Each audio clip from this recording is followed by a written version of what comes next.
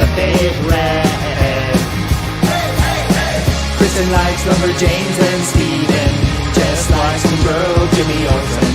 And you're in luck, because they're ahead.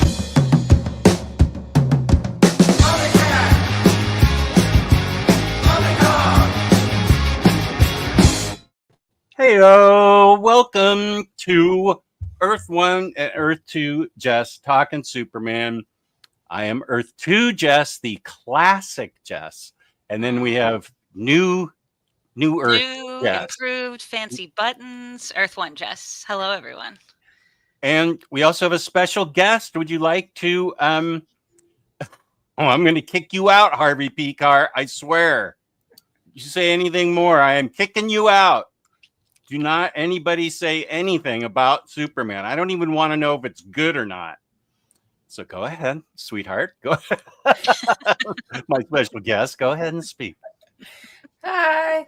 I'm known occasionally in the chat when I can find the time to join as Crazed Cassowary. And I met Earth-1 Jess it's like almost 2 years to the date, because I think our Pride is next weekend. Mm-hmm. So 2 years ago, and hit it off, and now we talk comics. Sometimes we read together, like now. We talk comics, we talk life. Yeah. It's my friend. Yeah. That's nice. And you met through the power of comics. Is that right? Yes. Because I've been, for Earth-2 Jess, I've been watching you since about 2000, probably 19, I think. Yeah, I feel like your name is familiar to me a lot whenever it pops up in the chat. Yeah, I was able to chat a lot more back then because that was pre-kids. And then, of course, Omnicat, and then Omnicat to Jess, and then Jess was visiting the area, and so that's, the rest is history. But save the best for last. Yeah, definitely the power of comics. Yeah. Yeah, the power of comics, man. Brought us together. Well, that's great. I'm glad that you are able to be on the show, and I'm glad that you like Superman as much as we do. Yeah. Yeah, and I haven't read a ton. It's quite hard to do with two little children, but for your shows, I always try at least read what you guys are reading for your shows, and so it's been awesome to just read more and more Superman, because I think I have garnered appreciation. Like, the more I read of him, the more I like him. So it's been a lot of fun to follow along, and now join the show. Thank you for inviting me. Yeah, well, I was excited when Jessica told me that you wanted to be on the show, or that you were interested in talking about Superman. I'm like, heck yeah, let's get more people to talk about Superman. Yeah. The more, the better. Okay, wait. There's a lot of there's a lot of Harvey yelling, so I'm going to avoid that. Yarny, looking forward to your thoughts on this run. Besides no one spoiling Superman. The movie. Not the book we're going to talk about. We're going to spoil a little of that.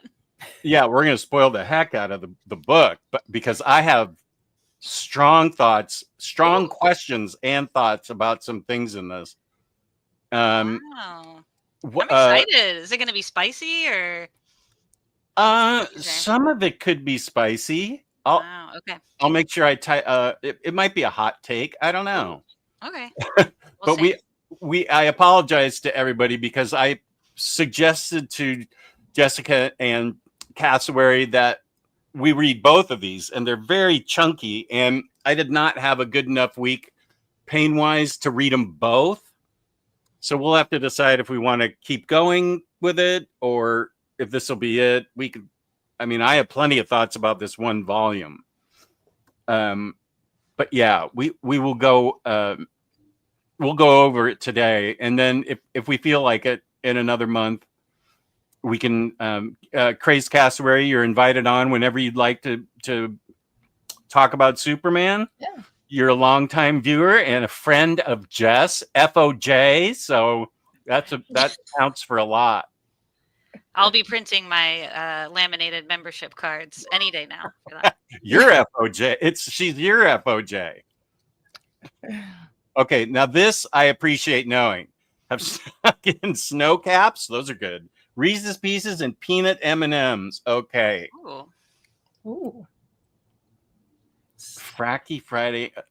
Okay, Johnny, I don't know what you're talking about. Munin is here from the Netherlands. Greetings. Safar is here. Greetings. Javi is here. Hey. I have to explain this to these two. If you don't know, that's Post Malone as. Is this about the Oreos, the Post Malone Oreos? It is about those, yeah. Have you already heard me say that I got the Selena Gomez ones? Oh, wow. Those are good. Wait, is that the one with cinnamon? Yeah. And they're really good. They are. They're tasty. And it was on Omnibros Monday night, and I couldn't pull Post Malone's name, which is typical for me. And I called him Pope Romero, and what's his name? He had a really good cookie, and I missed out on it. Pope Romero, whatever it is. And so Matt is now appearing as Pope Romero because he can't change it for 2 weeks, he found out. Oh, it's locked in? Yeah, he's locked in as Pope Romero for the next 2 weeks, unless he wants to make another account. And I don't think he feels like going through all that. But big ups to Selena Gomez cookies. They're way good. New album, new man, new Oreos. She's doing it all. Wow. Not really new man, just more out in public with her man. Oh, I only knew about the Oreos. I'm sure there's a BuzzFeed article you could find just gonna say, the history of their relationship. Told me about that yet. Paul, who's from this area. Hey, Omnidog. Oh, it's so miserable out there today. One may need a couple Frosties just to stay alive. And I happen to know those Frosties are not beer Frosties, but Wendy's new Frosties, because they have a special Frosty menu right now with like mix-ins and syrup and all kinds of things that I only have a couple more weeks left to try until upper management pushes me back on this diet regimen that she gave me like a month off because of my pain. I self-medicate with sugar. So that's why I'm like, diet, no diet, diet, no diet. Are they trying to like compete with the McFlurries? Because I saw the snack wraps are back, and that's the one thing that could get me back at McDonald's is the snack wrap. They have a spicy one now too. Oh, snack wraps. Yeah. Well, I'll report back. Might not be the same. I don't think I've ever had a snack wrap. Oh. I don't think I have either. It's just the right amount of everything. It's like a chicken tender in a tortilla with cheese, lettuce, and a sauce, usually a ranch. But now they have a spicy version. And it's very popular, but it went away for several years. And then Caitlin Clark said, I want the snack wrap back. And McDonald's reposted and was like, we'll do that. And it's coming back. So thank you, Caitlin. I like that she's a powerful woman that she can get. She's using her power for good in this case. Yes. Yeah, using her power for good. Nicely done. I don't know if they're trying to compete with the McFlurry, because I don't know that they're putting crunchy mix-ins in like Oreos and M&Ms. I think it's like fruit syrups with like strawberries in it. Somebody that's had one, maybe James has had one and can tell me. I know there's like a chocolate one. Mama's not available right now. With like chocolate on the sides, and then vanilla ice cream in it, and then no, you don't need to go to bed. Ash, I think you're okay. I just muted you just for a sec. End. I just muted you just for a sec, crazed. Okay, I unmuted you. So I had, I did go to McDonald's on Monday when I also managed to pick up my Selena Gomez cookies, and I had a Hershey's S'mores McFlurry, and it was awful. Ooh, It tasted fake, tasted super fake. So I'm not having that again. I did not. Because I do love a s'more. Yeah. Come on. When am I going to see Superman? Sometime this week, but it may be at the last minute, Munin. I'm at the point where I can't schedule things too far out. So it's probably going to be a day of decision. So, yeah, she can be Earth-3 Jess, but her name's not Jess. I was gonna say she's Eradicator. I think she's having audio issues though. I'm messaging her to troubleshoot, so we'll keep greeting. Oh, okay. That's a true Eradicator behavior. Cedric and Belgian Ellen, good evening, everyone.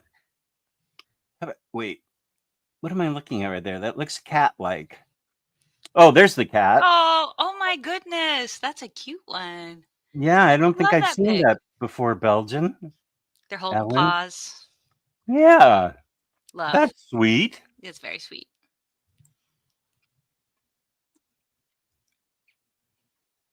Oh, Harvey was only talking about the previews. Can't be felt too some trusting kind- these days. Yeah, but you'll never know. Good, bad, complicated, who can say? There you go, Harvey. I appreciate it. Jess, I'm excited you guys are doing this run because I'm strongly considering getting the compendium that comes out soon. Thanks in advance to you. That. Okay, so I thought it was an omnibus. It's a compendium that's coming out with these two chunky trades. Yeah. This read actually pretty fast. I don't think I'd have a problem reading it, this week and we do it. I think you and I already have an August show set up. Wait, this is July? Yeah. Let's see if I'm right. I believe we have an August show already. 16th. Does that coordinate with what you have? Let's see. I believe so. Get up, please. Okay, I'll mute her just for a sec. Let's see. Yes, that's what I have. The 16th.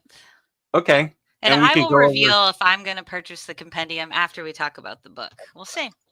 About this book or book 2? Well, it collects both of them. Right. I don't physically own this one. Per usual, I read on the app, but we didn't have our usual thing where I have to go pull issue to issue because I have the Ultra, not to brag or anything. And so it uploads the whole collection as it appeared in print. So I am very confident that what I read is what you read. And honestly, we can't say that very often. It's like 50-50 whether we're actually aligned in what we read. What was the last thing we read that I had to you were looking all through you had to really hunt for stuff because there was a bunch of I can't remember what the last Superman was we covered. But I really had to take pictures of the back and then look on the front and make sure that I had it all right for you to look through the app. There have been a few like that, but one that I'm thinking of too that we did was War Worlds, which was almost last year, actually. That was probably one of our crazier ones because the collection I had didn't have a few of that. You had single trades, I think, like a bunch of trades. And I had this kind of makeshift collection of the storyline, which was serviceable. I didn't really have any trouble. But there was one trade that was crucial. It was the authority stuff, I think, that you were like, this is really important. And when I read what I had read, I was like, yeah, that's essential. That's kind of wild that it was left out. But is it this summer or is the omnibus already out or is it supposed to come out this summer? It is supposed to come out this summer. Let me go to comicreleases.com and see comic releases. Okay, DC. I should always have this open. Because if it's not this month, I feel like it's next month. Why is this taking forever? What is this, 1997? Come on. Show me comicreleases.com. What's wrong with you?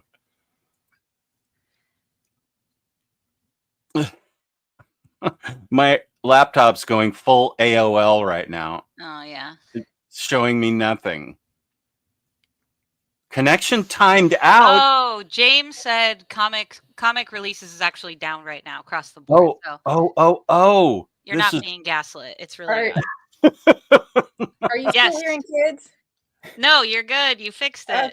Yay. Okay. They just wanted a cameo. They felt left out. They were like, "What is this new thing on a Yeah, I have Saturday? no We don't like idea. that." Because I think they already left again, and then you could still hear them. Yep. Yeah. So it's like It super all- weird. I don't know if it like my partner's phone took over the audio. I think or it something. may have because I Yeah. heard their voice. Oh, I didn't know that could happen. I didn't either. so while you're there, she's taking the kids and has the show on, broadcasting the kids. Yeah, apparently. That if Well, we planned some that people would don't. actually be funny. Some people like to share the limelight, So Yeah, they do. They do. They love the attention. So That is hilarious. So I was just saying, Pope Romero is excited to do our reading and talking about this because he wants to get the compendium. Then I was going to look up the compendium on comic releases, and it went full 1997 AOL on me. It was a timed out connection, and I got nothing. And James has said they're having plans. They're out of they're off the internet. They've been kicked out. What am I trying to say? They're having technical difficulties. okay, yeah. Oh, okay. This is what James has had. This is getting That back to sounds the important good. topic of Frosty. Yeah. Oreo brownie Frosty fusion at Wendy's. Okay, I need to go. I sensed you were talking about ice cream and immediately came. Yeah. Okay, so they are doing mix-ins then at Wendy's. Yeah, I was gonna say brownie's like kind of chunky. I'd be very into that. I love a brownie ice cream. There's this local ice cream company here that makes like small batches, and they have one at Christmas that's a mint brownie, and it's every time it comes out, I buy like 5 to keep in the fridge because it'll only be out for a month. So good. Jess, I know you hate mint. It's a bad take. I hate to break it to you. That's a bad take. A bad take. Yes. It makes your breath smell good. It's refreshing. It reminds you of Christmas, which is a great holiday. That's true. Nobody needs all these shenanigans. But it does remind me when I was a kid, one time they had us write down, like when you give Valentines for the other people in your elementary school class. So our teacher would write down some of our favorite candies and compile a list. And we didn't have email back then, but like mail it out to the parents so they would think of ideas of what to put in the Valentines that we would give to our classmates. And I wrote Andy's mints. You remember those like little chocolate rectangular mints? I had like an obsession with that, or after dinner butter mints. So those are my 2 candies. My mom questioned me a lot, but they got on the list, and I was harassed the whole second half of the year. They were like, "These are old people candies. They're very good. People love them." Anyways, those Old are 2 of my people favorites. candies. Underrated. they still have Andy's mints. I remember when they would give those out, like they'd have a bowl of them at the like restaurant. Yes. You know, when restaurants used to have like bowls of candies. Yes. When you would like, Toothpicks and you Andes grab one mints. as you leave. Yeah. I don't know See- if restaurants still do that or not. I was just classy. That's what it was, because it's nice restaurants that have those. Nice, like the Olive Garden. Very fancy. Yeah. You go after graduation. You go with your prom date. That's elevated taste for an elementary school Yes. student. Yarna says of Crazed, no man's land on the shelf earns my respect. Yes.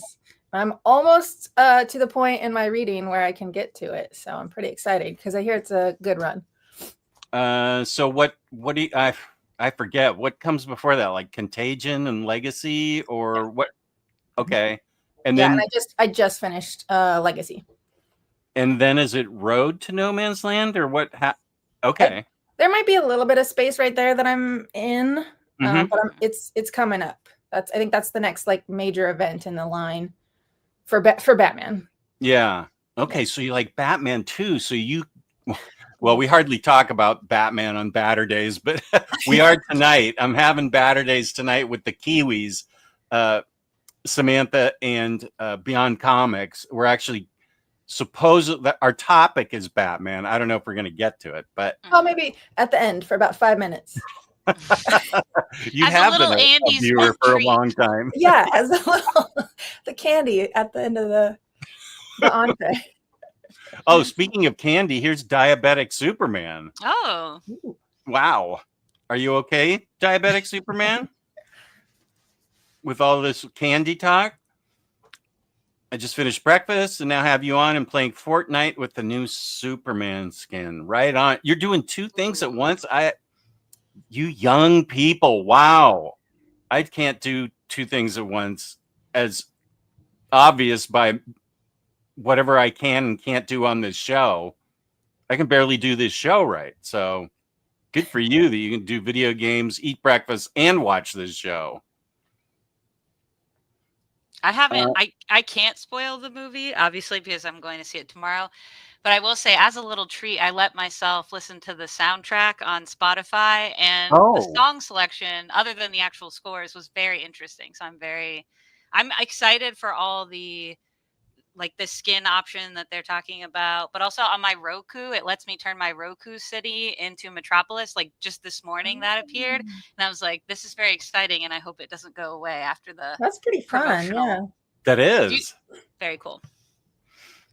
In the cover image for this live show, there's an image of the Daily Planet's globe. My earlier comment was referring to that image of the Daily Planet's globe. I didn't say anything to you, Johnny, did I? Or did I just skip you? You pretty much skipped, Johnny. You were like, I don't get what this means. Didn't give it patience. Didn't give it the grace it deserved. I heard you, Johnny. And I did look at the globe after I saw that comment. I don't see it, but I love the abstract thinking for sure. What, it looks like Batman? I think the shadow. Well, Johnny, correct me if I'm wrong, but when you look at the globe on the clip, the what is it called? The reflection? Thumbnail. The thumbnail for the video. The thumbnail, yeah. I think the second half of the globe is the shadow of Superman, but it kind of looks like a Batman outline, I think is what Johnny said. Yeah. I can see that. It looks like kind of a Dark Knight type Batman. Aesthetic. While we're on that, excuse me, full credit to James for this fabulous thumbnail. He is like a master artist at these things now. They're coming in the exact right size, their composition's right. He's leaving room for upper management to put the lettering in. James, amazing. This was a really good job. Well done. As usual. Carl, I'd read that, but I like the root beer and Frosties part of that comment, but I'm kind of going to go past that one. Yeah. Have you gotten the snack wrap? William Lee wants to know. No, it just came out this week. I have my Monday through Friday is very different the last few months, and it does not allow for a lot of flexibility and schedule, but I'm actually hoping today is when I will grab it. I'm very excited. I'm going to try the spicy and the regular. I'll report back. James didn't help us. He didn't provide us with a review of the Brownie McFlurry, but I will do such for the 2025 snack wrap when I return to the stream next month. Okay. Happy Saturday, and I'm with William Lee. Yeah, you guys were all here. Oh, I really like the Oreo Frosty. Okay. Doug knows stuff. So that's at Wendy's. I feel like you can get like a flight of them almost, like 3 small ones with all the fruit sauces, if I'm not mistaken. Actually, I should ask. Let me see if Siri can let me down as usual. Hey, Siri. Show me pictures of Wendy's Frosties. Oh. Delish. Are you heading out right now? Are you placing an order? Yeah, bye. This is saying Wendy's is releasing 6 all-new Frosties. And, oh boy, I have to say, Siri came through for me. Oh, those look good. So I think there's like a big one, and then there's tiny ones that are like a flight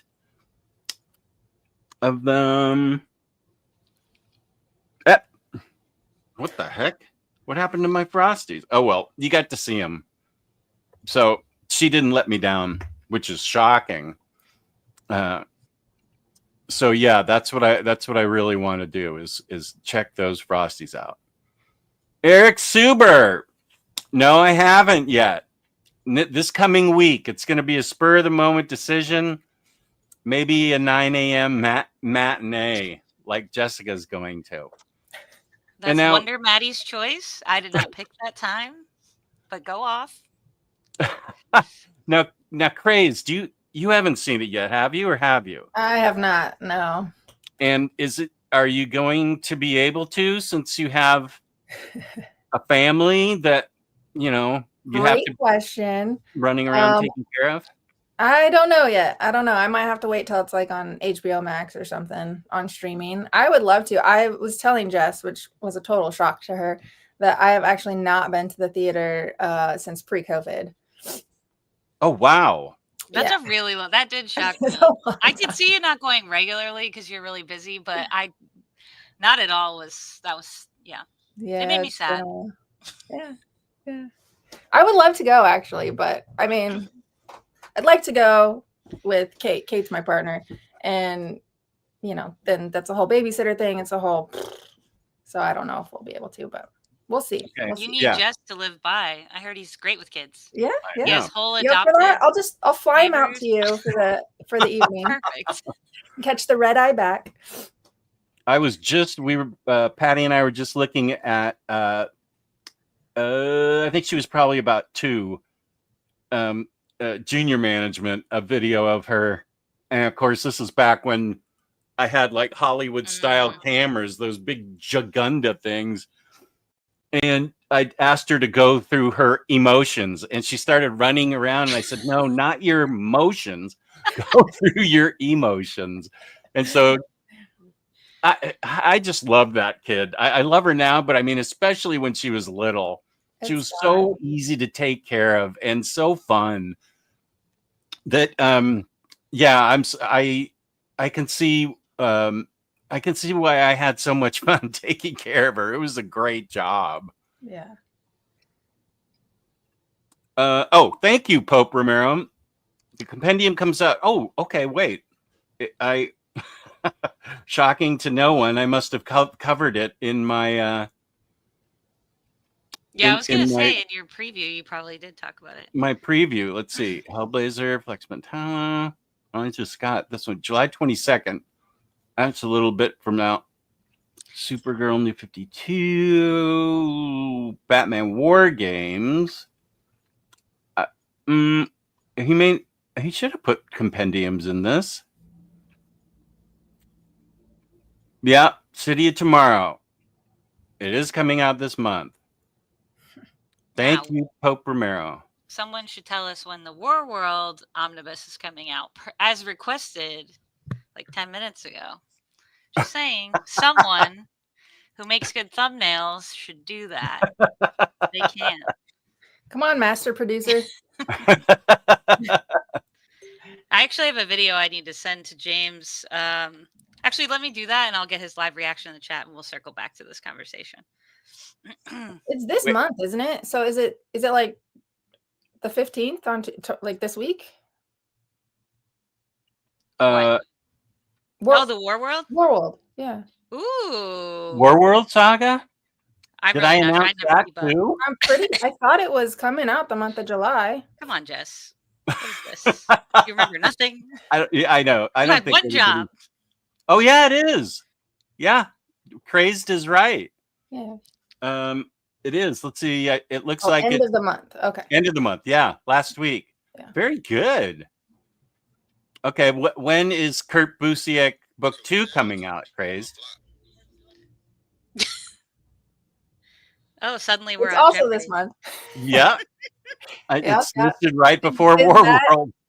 Is that the week? This that would be not this week, but the next week. I think it's 20 something. I think it's the last week. Oh, also the 29th. Yeah. Okay. I think that going over this, what was the first book? There's a King of Spies library edition that I want. Avengers, maybe Avengers West Coast was the first thing that was coming out. Good job, though. Very impressive that you knew. Just boom, like that. mean, I knew. It's like I put out a video and you actually paid attention to it or something, instead of me forgetting it immediately once I did it. Is that what modems were? 56K? Because I think that's right. We had a modem and it was 56K and $56,000 or 56 kilowatts. What is that? What does that mean? I think kilobytes. Kilobytes. It had to do with the speed. Am I right, William Lee? It was like how quickly if you could get faster modems that would hook you up quicker. I think 56K was like the very beginning kind of modem. And we had to have you had to have a dedicated line in the house for it. We had like 9 lines in our house because my wife had a work phone, house phone, fax, modem, and home phone. Okay, wait, that's only 5. I feel like we had a 6th. But yeah, those were all the phone lines we had. So the youth at my work don't know how to fax things, which is no shame. Like, obviously you're barely faxing anything these days but medical records. But the other day, so we're moving offices, like buildings. And so there's all kinds of stuff we're finding in this building, including an envelope for inter-office mail. Do you know what I'm talking about? Those big ones where it's like to from and you write it and someone hand delivered it. And so one of the youths found it and they were like, what is this? And it was like, well, before email, they're like, what?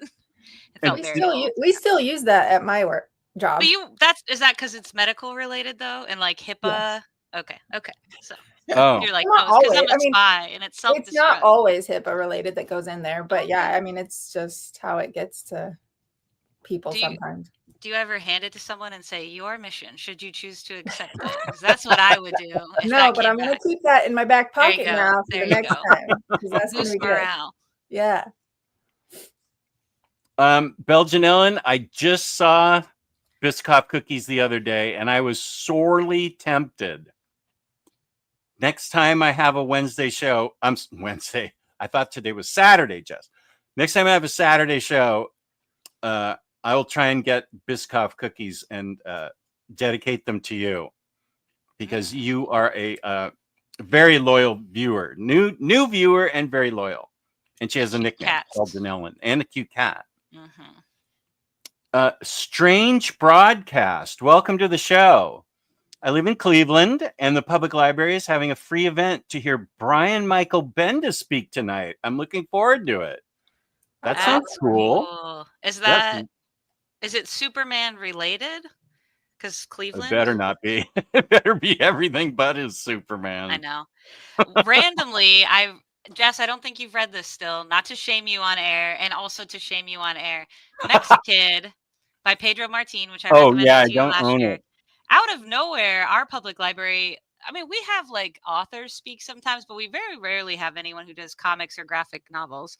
But to commemorate the opening of this new branch in town that's in a largely like migrant population, a lot of like Guatemalan, Venezuelan, Mexican folks live in that area.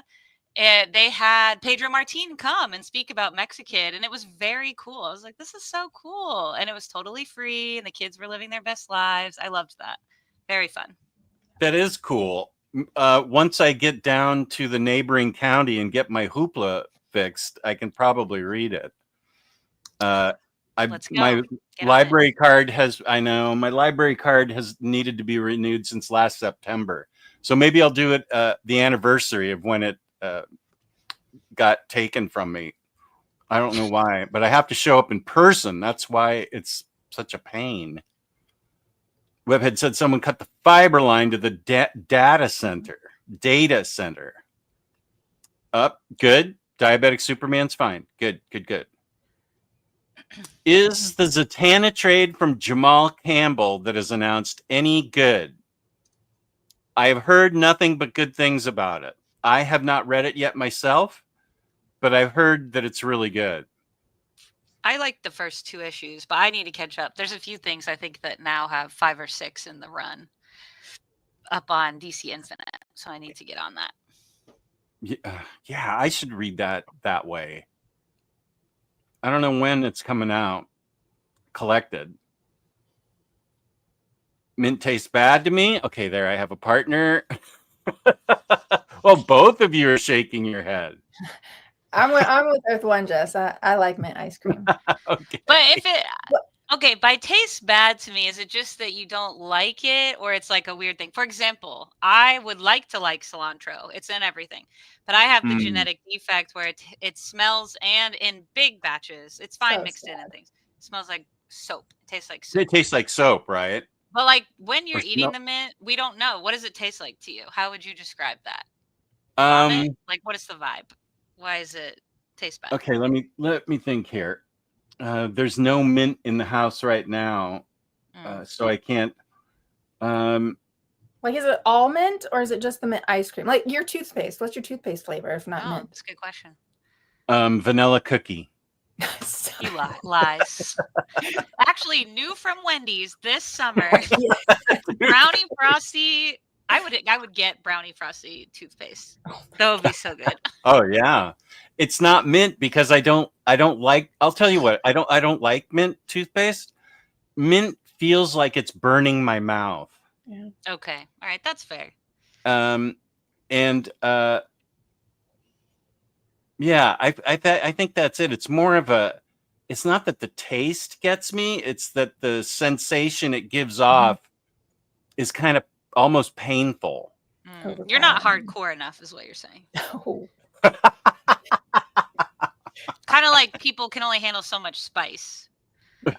Well, It's yeah. it's like that kind of. I will mention though on the topic of ice cream, because you like coffee ice cream, right, Jess? Yeah. Yes. Yeah. So I really love coffee ice cream as well. It's probably my favorite. And Ben and Jerry's just came out with a new one. I don't know if you've seen it. It's like a larger, it's not their regular size. It's a little bit larger. It's called Scoopapalooza. It's coffee and fudge, and it is the best ice cream. Oh my God, this looks Coffee ice cream amazing. I've ever had. Wow. Coffee and fudge. So it's not actually, it's like just little broken up like chocolate chip bits. It's not like it's not a swirls of fudge. It's not like a swirl fudge, but it's so good. This looks great. Yeah, I want to find that. It's like a real true strong coffee flavor, and you're not getting, like some coffee, it's like more ice cream is like more milk than coffee flavor. It's like sweeter. This is like a good strong coffee flavor. It's really good. Yeah, speaking of coffee, we may be migrating upstairs for a sec while I make my own coffee. As I woke up at 4, as I am doing every day now for some reason. Hate that. Yarny fainted in a store the other day and was brought away to the hospital. Oh my gosh. Have you ever fainted, Jess? Definitely a new experience for me. I honestly can't say that I've ever fainted. I felt like I was when I couldn't find the convention center back in June in Charlotte, and it was super hot. I don't think I was getting ready to faint, but I was definitely lightheaded and dehydrated. But I don't think. Do they know why? Do they know why you fainted? Do they ever know why you faint, or is it just one of those things that happens? I don't know. No, I've never fainted. I think you could really hurt yourself. Yeah, it's scary. Yeah. Which soundtrack songs was Jessica listening to? From the new Superman film or a computer game? Superman film is what Spotify told me. It had like the image from and it had the Spotify. Someone could have superimposed this, but it had the Spotify, that little circle with like the little lines that are kind of crooked for no reason whatsoever. Not that it bothers me or I lose sleep. Now that I'm looking at it, it is crooked. They also updated it last year. And it's still crooked. I think it's a thing, obviously, to get people talking. But it had that, which makes me think it was like official Spotify. But someone could have added that in. Who knows? So there were songs, and I think what I'd rather have is probably the soundtrack. That's usually what I like. It's the score, which you can kind of hear. Oh, it does have the score? Yeah. It's a couple tracks of the score, and then there were songs that I assume appear in the movie and the credits, like at the end. I won't say more about those other songs because I was like, this captures a vibe that is very specific. We'll see. Paul, will anybody be putting their snacks in a special Superman popcorn bucket? I think there's a Daily Planet paper box version. Wait, I haven't seen that one. Yeah, I know that there was like an S symbol that opened up where the lid flipped up or something.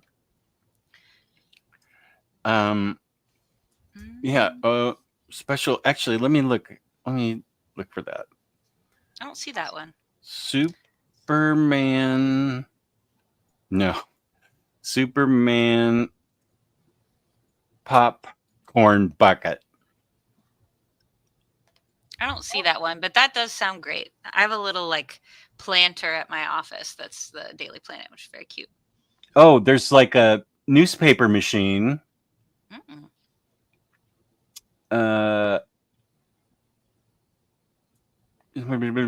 Okay, let me share my screen. Oh, I'll just get images. Let's see if that helps. There we go. Okay.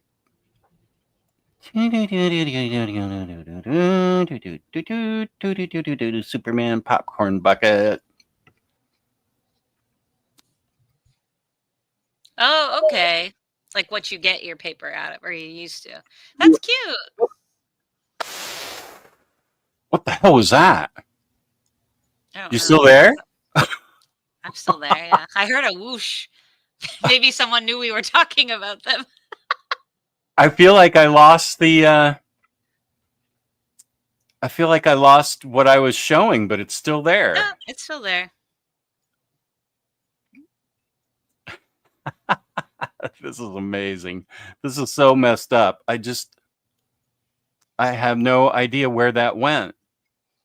All right, let's try. Oh, is it down here? Oh, that's why. Here we go. Let me see if I can. Come on. Okay, here's what it looks like. There's the Daily Planet. Can you see that? It didn't enlarge for us. Oh, it didn't? Mm-hmm. Did it open up in another window? Sometimes it. Oh, yeah. Click on the other window. You're right. It opened on eBay where they're asking for billions of dollars for it. $120 for a popcorn bucket is a little much. There it is. Yeah. Now can you see that? Yeah. Okay, so you got you have the bucket, popcorn bucket, which is cool, and the soda cup. I am not paying you $125, Florida Buyers Club.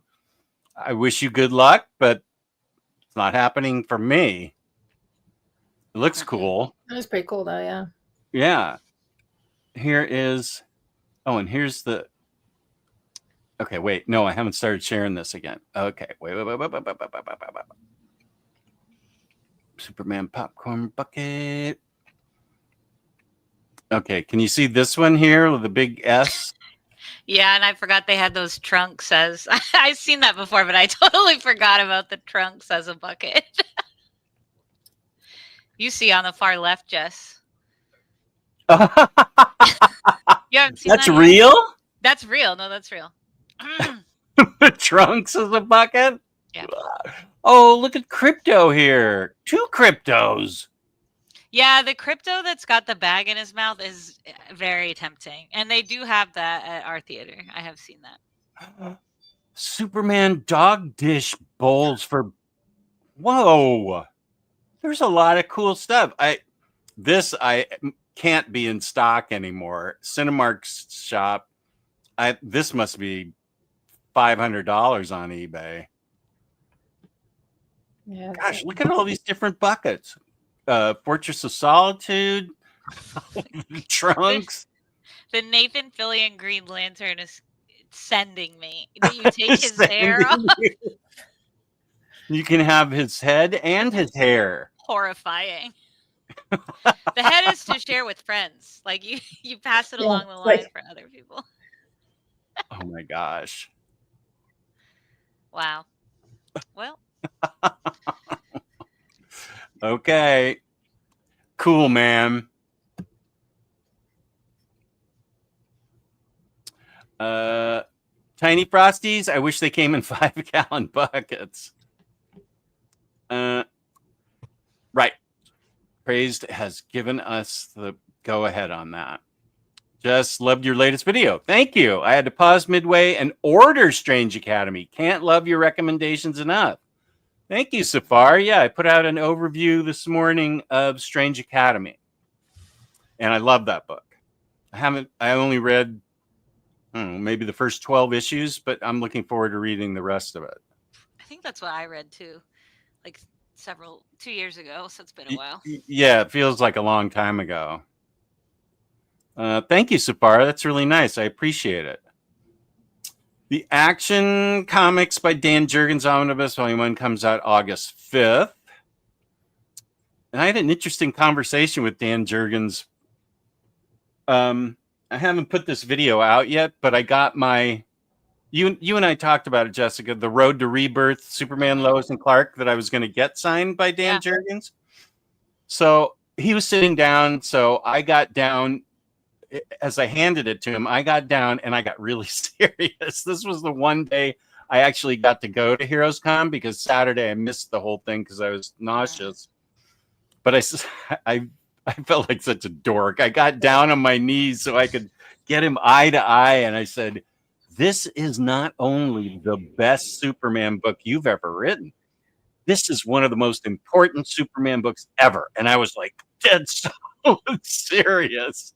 And he goes, thank you. You know, when I was writing this book, and I forgot to put this in my video about Heroes Con, he said, when I was writing this book, I turned it in and I thought it was good. And a higher up, he wouldn't say who it was, came up and said to me, well, we didn't think you could pull it off. And I was like, what? Whoa. And he said, they weren't insulting me. They were insulting Superman. They didn't think I could make him interesting enough for Rebirth. And I was like, that's somebody that works at DC? That says a lot, really, honestly. It does. Yeah. So my guy, Dan Jurgens, get his Action Comics. That was a good pick. Well, thank you. Wait, the Attack of the Killer Geese. Oh, this is what I sent James. Well, you know I hate birds with a passion. And groups of birds really scare me. And I don't think I knew this. You don't know this about me? It's one of my defining qualities, I would say. It's like a top 10 quality. I don't think we've had the chance to talk about it. It hasn't really come up. Well, that's true. Maybe if you were out in the wild with me more, you'd learn. Wonder Baddie's husband also hates birds, and every time I meet a new person who hates birds, I feel really seen. Like they really get it, you know.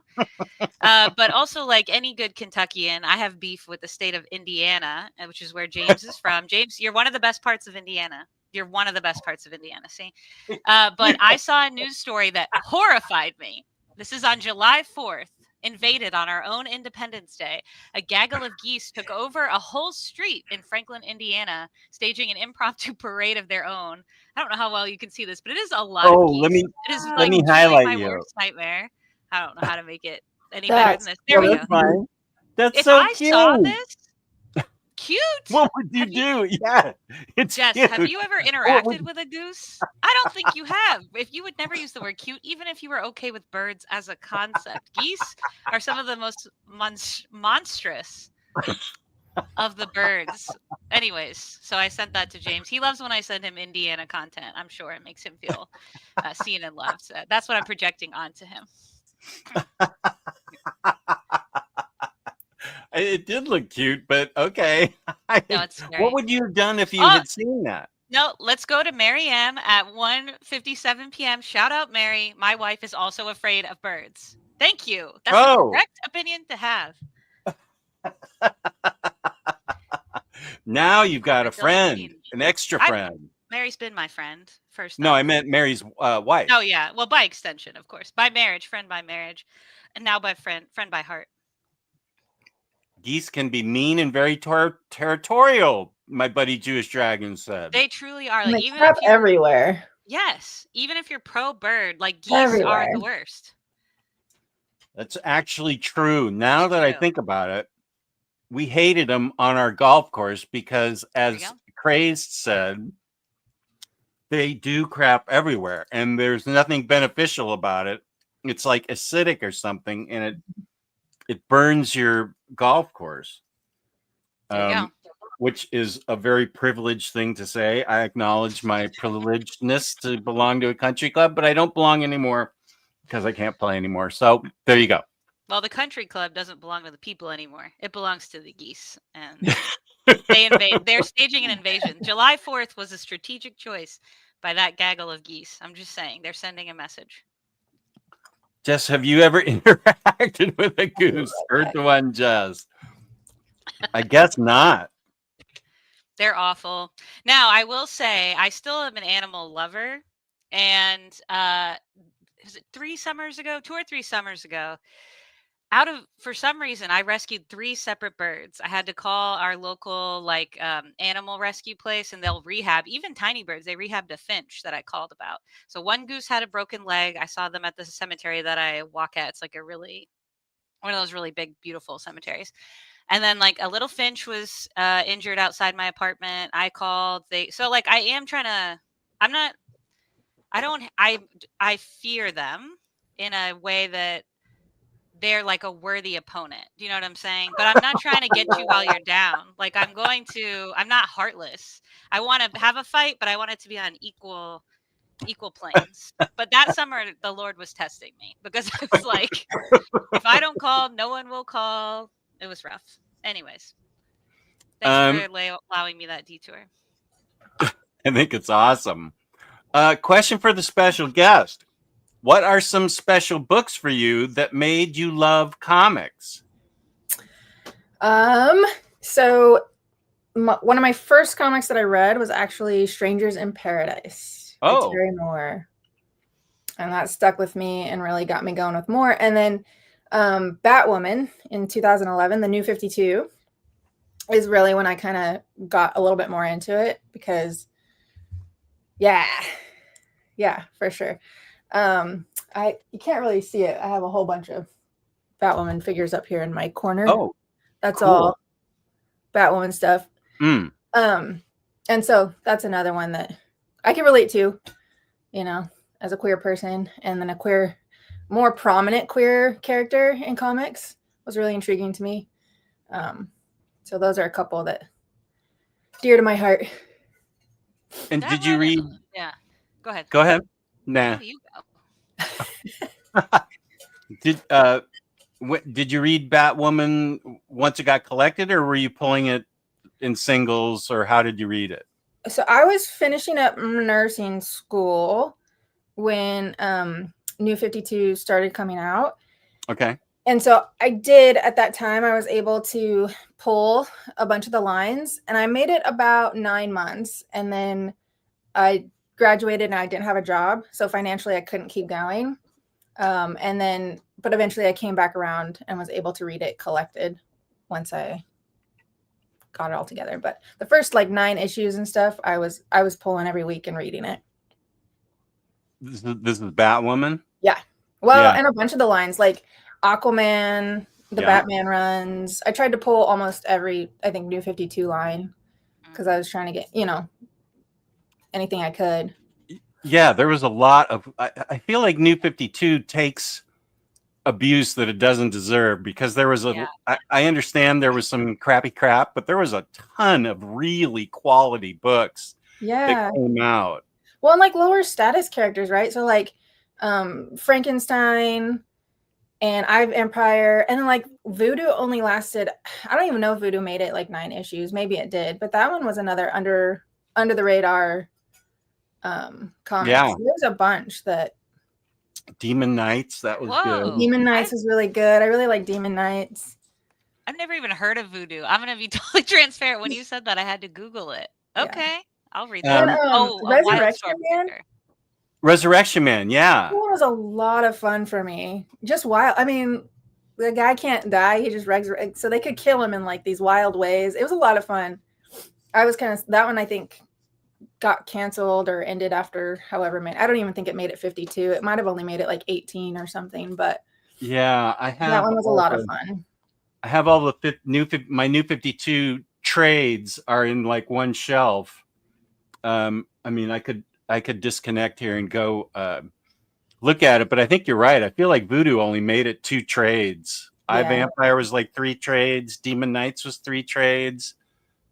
Frankenstein, I want to say, was 3 trades. Yeah, I think Frankenstein made it Maybe 2? 18, maybe 24, but I think it was 18. Okay. Okay. We need to go look at the shelf of. Okay. I was like, what disconnected? Yeah. I disconnected my microphone, the fancy microphone. Anyone who has motion sickness, look away. Oh, yeah. Okay.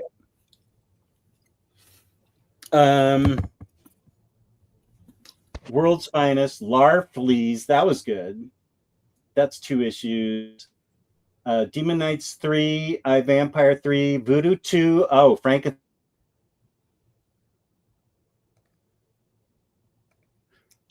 Jess, your audio, I think, cut out. Froze. And you're frozen. Well, we kicked Jess out for his bad takes on Mint. There we go. Wait, where was that? You got cut off. Oh, it did? Yeah. It froze. Oh, okay. So here's what it looks like. There's Batman figures in front of it for some reason. But this is just where I stick my random New 52 trades. Starfire, that was good. Oh, yeah, that was good. World's Finest, I like that. Superboy, Gotham Academy, Stormwatch, Yeah. this is all right. And then they're all in various other places, like Batman I have in omnibus format. Supergirl I have right here on my desk because I'm going to sell it or give it away because I'm getting the Omni. Do you remember did you ever read Constantine, Crazed Cassowary, or Hellblazer or anything? I mean, when I've recently read the Ennis, and Delano. Okay, as good. I have been running through. So I've read them, but did he have them in New 52?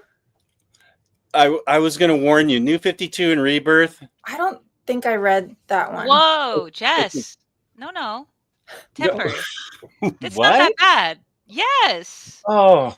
Are you about to come for the New 52 Rebirth Hellblazer? Is that what you're about to do? Yeah, because it's terrible. No, it's terrible.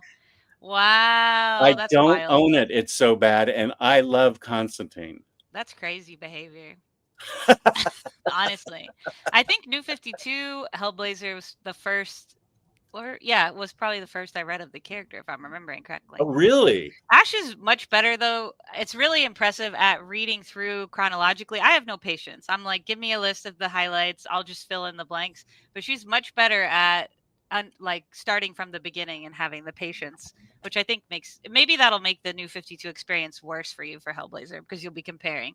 But the beauty of New 52, because I also started really reading and collecting during that era, is if I go back and read it, it's not the best stuff, but it's such a great starting on point for people who are not as deep into the lore, and you don't have much to compare it to. You know what I mean? So it gives you a pretty decent foundation for most of the characters. Oddly, Superman, I don't think it's not the worst reading experience, but it's not my favorite interpretation of that character. Yeah, I agree with that. It only but got other good than towards that, the end. yeah. But other than that, it's actually, I think, I like what you said. It gets more hate than it deserves, because I think it's actually a great launching on point for almost any character for new comics readers. I think that's when, and it sounds like same for both of you, that's when I really started my pull list in earnest, when New 52 started. I pulled as much as I could and read as much as I could. Whereas I was just collecting in sort of bits and pieces throughout the 2000s. But that's good. You're reading the best stuff, Crazed. In my opinion, that Hellblazer's great. I read all 300 issues of that. Yeah, I like Dennis's Hellblazer. That's awesome. I'm Northern Indiana, excused from all Kentucky are. concerns. You're absolved. Yeah, correct. Anything in like that far north, it's like that's not our problem. But especially Southern Indiana. Serious question from Harvey. Jess, was your Superman collection video specifically about books that influenced the movie? One non-spoiler question I have is, I wonder if it's better or worse to have not read them before seeing the movie. That's actually a really good question, Harvey, and thank you for asking it. I forget. Is Birthright the one that James Gunn said? I can't remember. James. Well, the short answer is it was just to familiarize yourself with the character, not that James Gunn drew right from that run to make the movie. So it wasn't. It was more like, these are my favorite Superman stories for kind of the new Superman reader. And this is why, and I described each one. And so it wasn't about books that influenced the movie. I feel like maybe James Gunn did pick one book that influenced him the most, but was it All-Star Superman? I actually was it All-Star Superman? That was the primary. I think you were right that maybe Birthright got a shout out later on. But I remember when the movie was announced and he mentioned All-Star Superman, I was so confused because, as you and I have talked about offline a bunch, that's a really wild one to pick as like a starting a new universe, like introducing a new character. I wouldn't really pick All-Star as my starting book. From the trailer, I can see some of the inspiration, though I haven't seen the movie, obviously. So I'm interested to see what's getting drawn from, for sure, because All-Star was the one I remember, and I was like, that's such an interesting book to pick as like introducing. Do you know what I mean? That's like a end of the road or middle of your journey kind of book. Right. So I recommended All-Star Superman and Birthright. I think I feel like I went in order that you should read them, as it gets kind of more into the lore. Like, you start out with Birthright and then get more and more into the lore, but they were still all good beginner books. So I don't, it was more just to get yourself familiar with the character. So that's all I can really tell you. Jess, you froze again. Your internet is against us.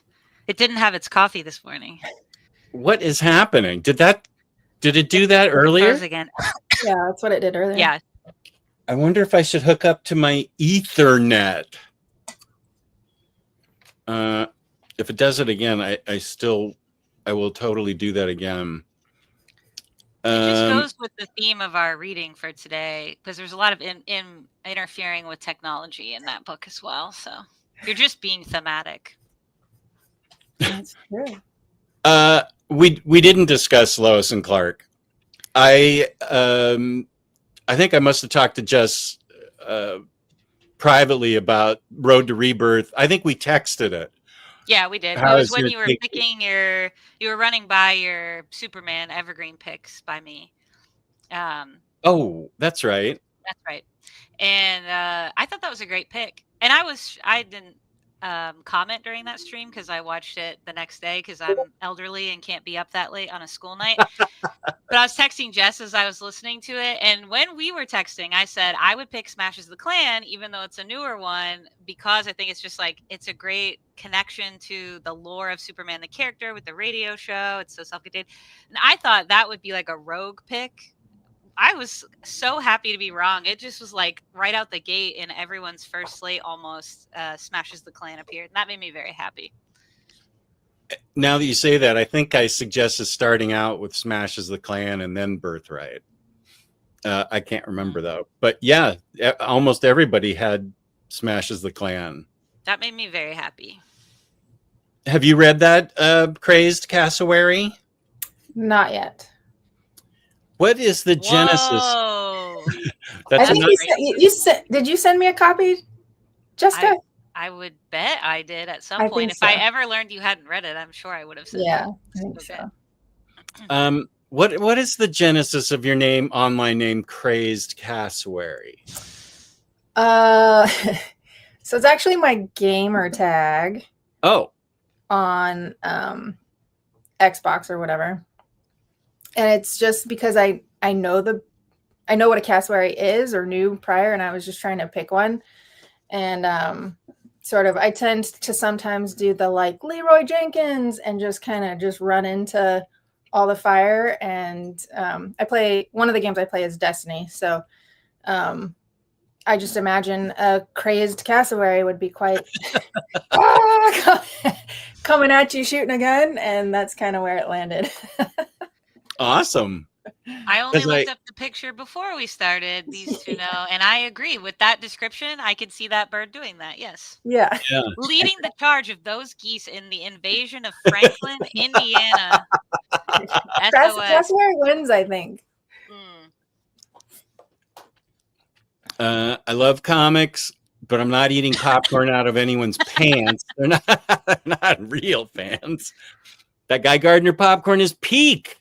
But William Lee says, does anyone actually buy these buckets? I really don't get it. Oh, that Dune bucket goes for real money on eBay. I can tell you that. Yeah, I almost bought the Stitch one, even though I have really complicated feelings about the live action Lilo and Stitch. But I just don't have enough room. I got to be limited in what I'm bringing home. But that crypto one that's holding the bag is very tempting if it were to come my way at the Cinemark. I wanted to get the one of Superman laser beaming the popcorn, but I decided to save my money.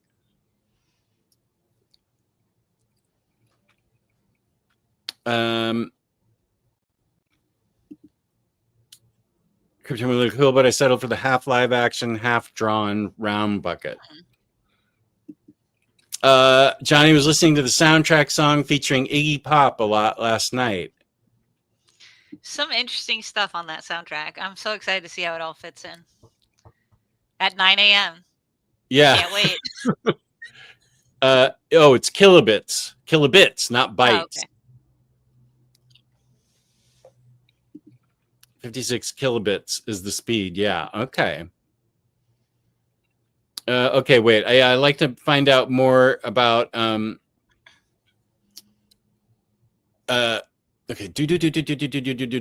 About Yarny past fainting. Yarny, how'd that happen? Dehydration, was already sick and went about town doing things. Just didn't have the energy, I think. And Belgian Ellen's worried about him. Okay, I agree. Was it low blood pressure? Please take care of yourself. Just too sick to be out doing things, I think.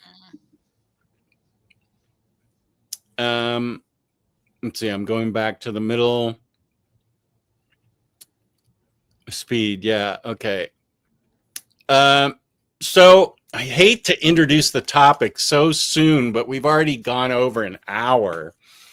And we don't know how much time. I don't know. Crazed. Have you cleared your afternoon schedule from responsibilities? Okay. And they can tend to go a while, so right. The kids are off adventuring, so I have some time. Well, I also don't want to use up your time if you want to take a nap or something. I remember. My first question is,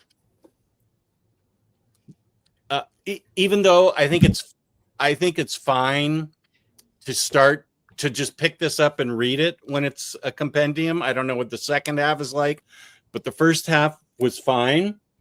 I feel like we missed a lot of the lead up in the late 90s because WTF Lois was going out with Lex Luthor and doing the horizontal mambo with him. That's what this is. What? Where are you getting this from?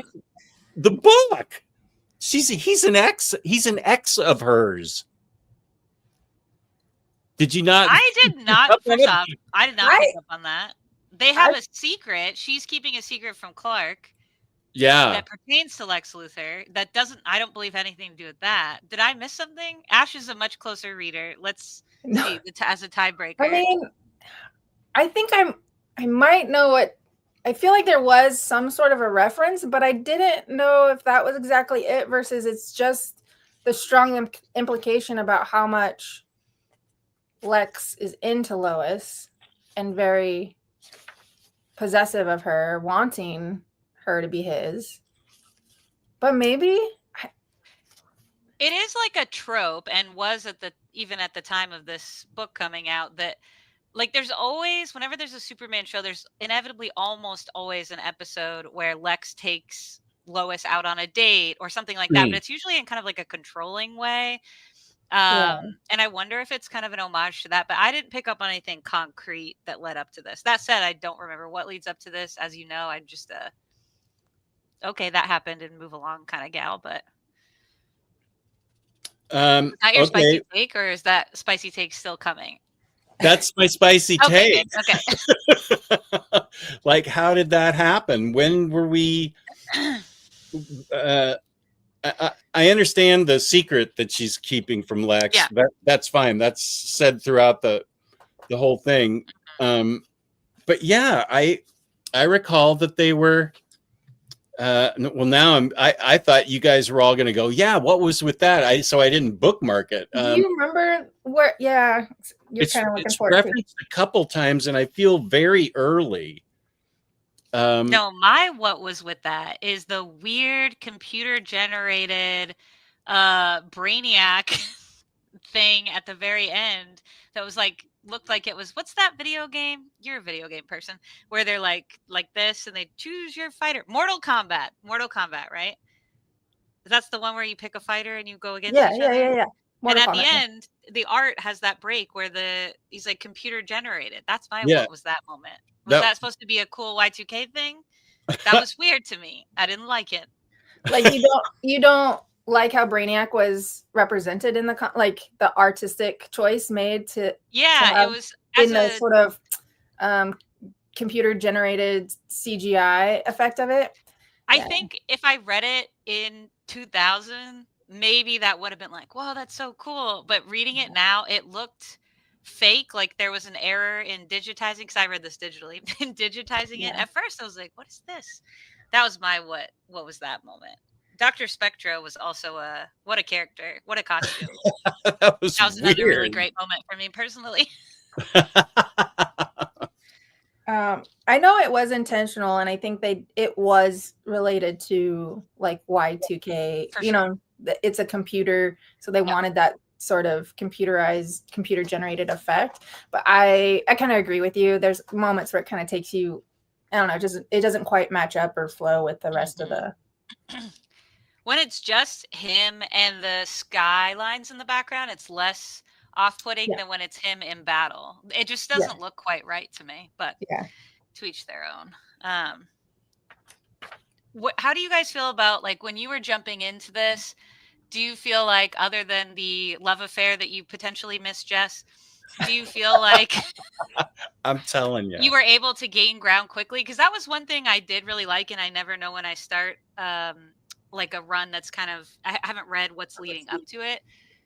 I liked that it started with a lot of Daily Planet stuff, because I feel like it really grounded me really quickly, and I was like, okay, here's the vibe of where we're at as far as the connections. Because depending where you're at in canon, you sort of have to get your footing right about did Clark and Lex know each other before? Like these little things, that are a little different depending on what you're picking up. I really liked that. How did you all feel jumping into this, or maybe you read what led right up to it? I'm not sure. I have read recently, because kind of mid-late 90s is kind of where I am in my reading. And so the first issue for me was very strong. I really enjoyed it. It was written by Loeb.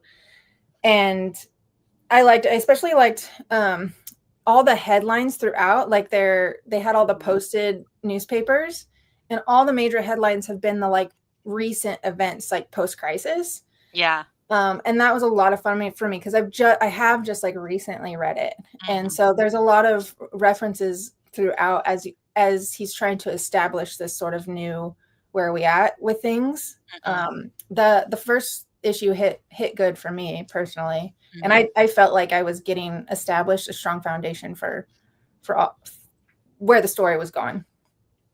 Yeah, I feel the same. Jess, what did you think? It took me a minute to figure out that it was Lois that was narrating throughout the whole book, pretty Yeah, much. me too. Yeah. And I like that. Yeah. Because she gives it a different perspective. So I really did enjoy how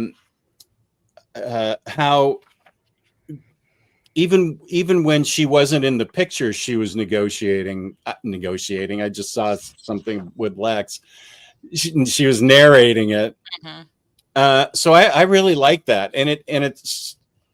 I feel like I remember reading right up to this moment back in the 90s when Luther bought the planet and then sold it back. But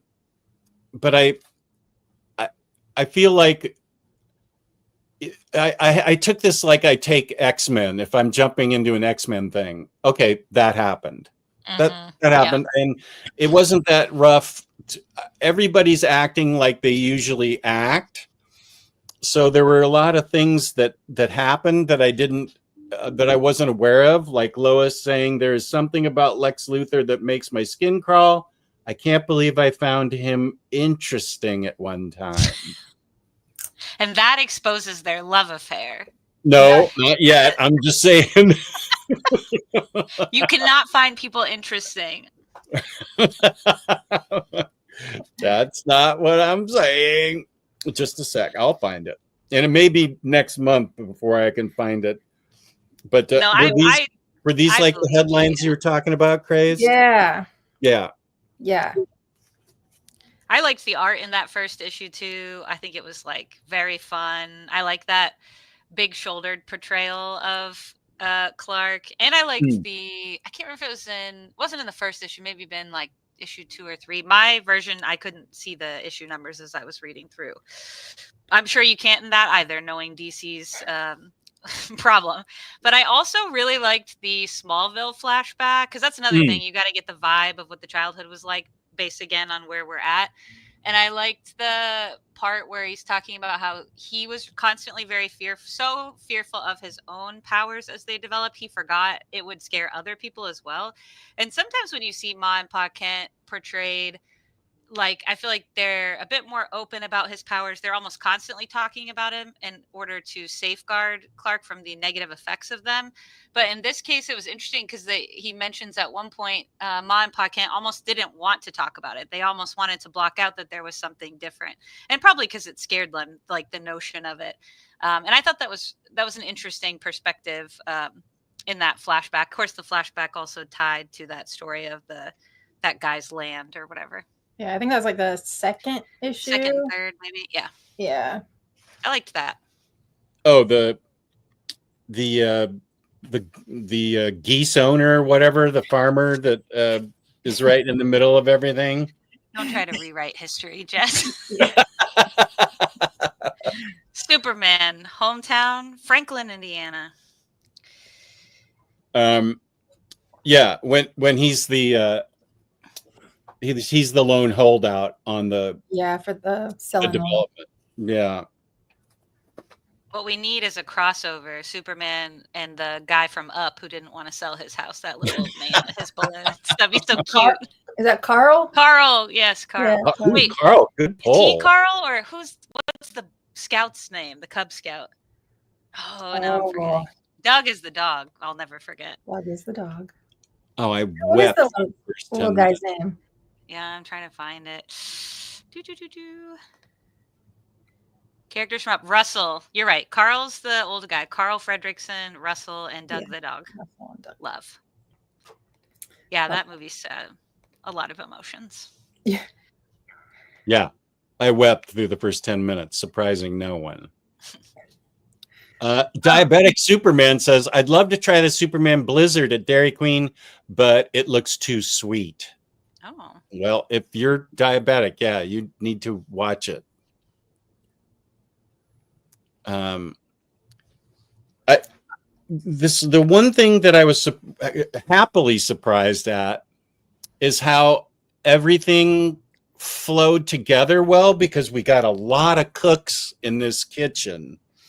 not only just artists, but Stuart Immonen was doing a lot of the plotting, and then like Mark Miller and Joe Kelly and Jeff Loeb were writing, and those are just the headline names. There was some Mark Schultz was doing one too. I think Man of Steel maybe. Exactly right. I have to admit that I really liked the sort of crazy. Let me see where she is now, since I'm rewriting history on everybody. Oh, I know what you're about to show for sure. And Encantora. Yeah, Encantadora, something like Encantadora. that. Mm-hmm. Oh, that was right after Polka Dot Dr. Psycho, whatever he is. Dr. Spectro. Dr. Spectro. And put some respect on his name, Jess. Gosh. Yeah. She saw the crack in the relationship because obviously Lois has this love affair going on with Lex. And so she was like, let me make my move an opportune time. I am going to find it. La Encantadora has been a bad girl. Yes. So she keeps selling fake kryptonite to people, but she's got a She's got like a magical mist thing going on her own situation. Yeah, and I feel like her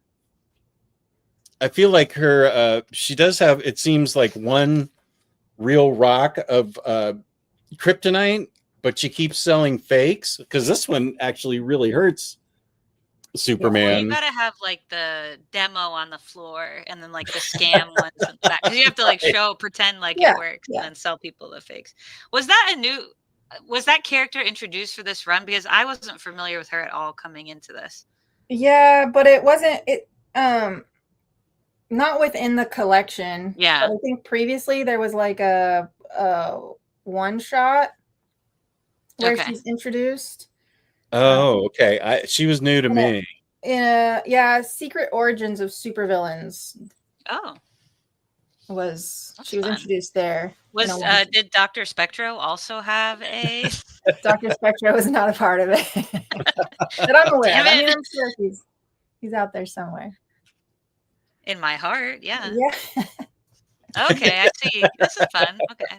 Yeah. And that was a Joe Kelly. I think, was Kelly writing that storyline? Just a sec. Yes. Yeah. I liked his issues. Mm-hmm. A lot. I think for me, this first part, it was a little bit, I don't think it flowed for me as well until things started to connect.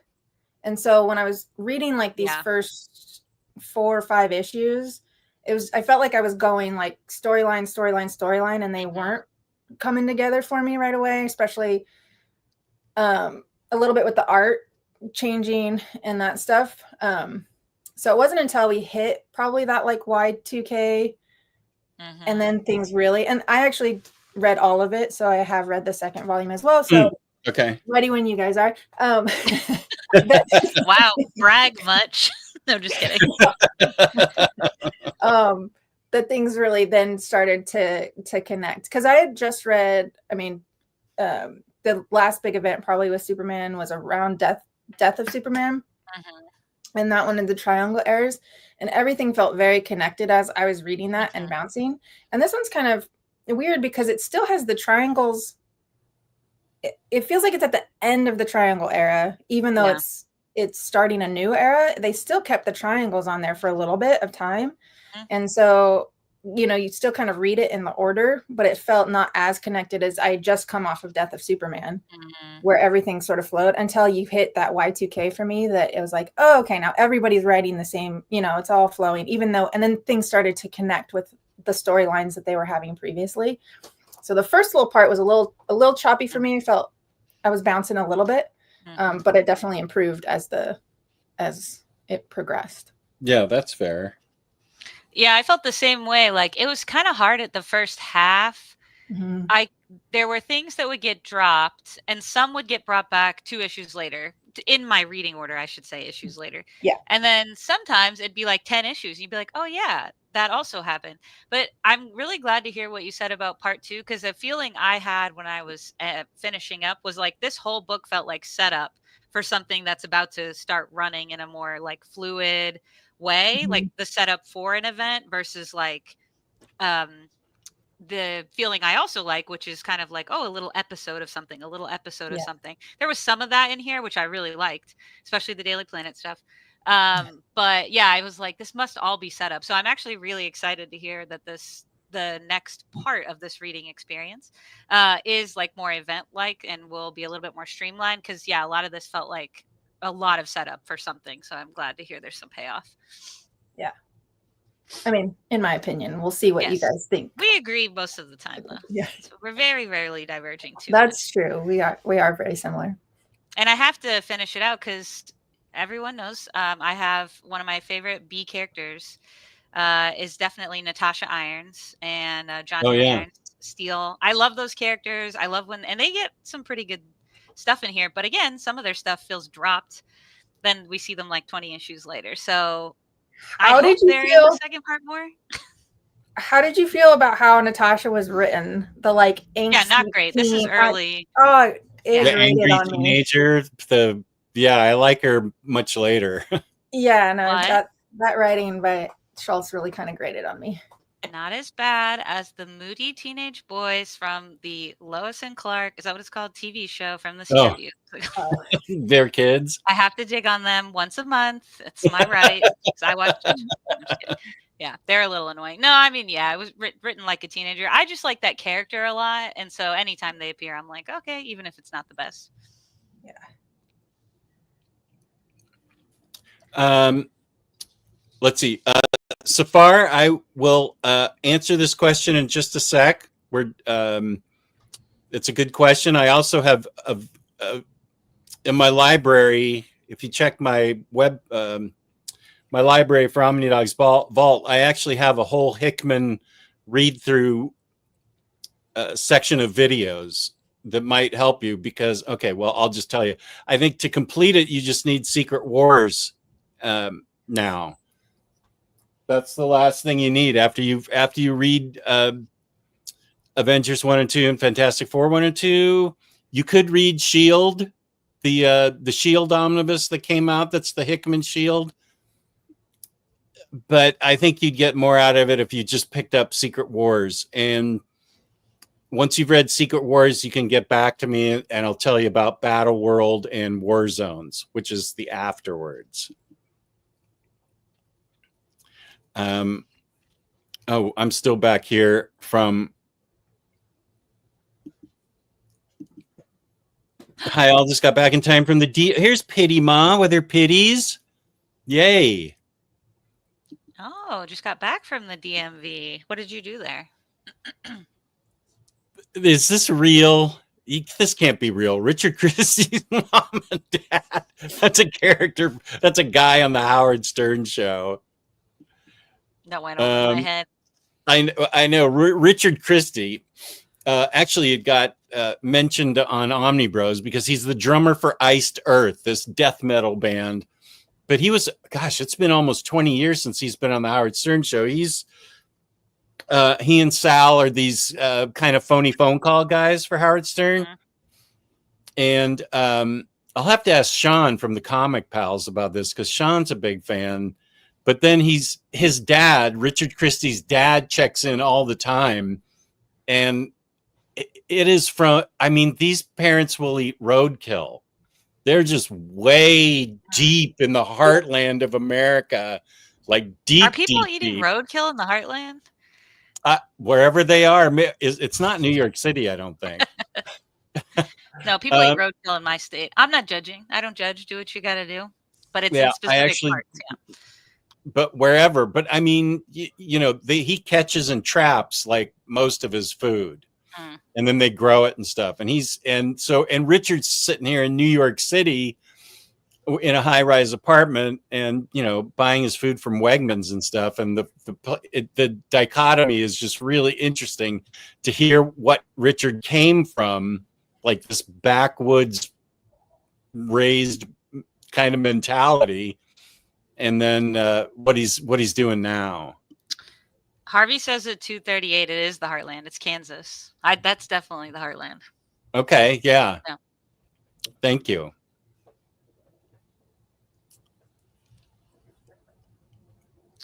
Richard talked about this on the show a week or two ago. Wow. Okay.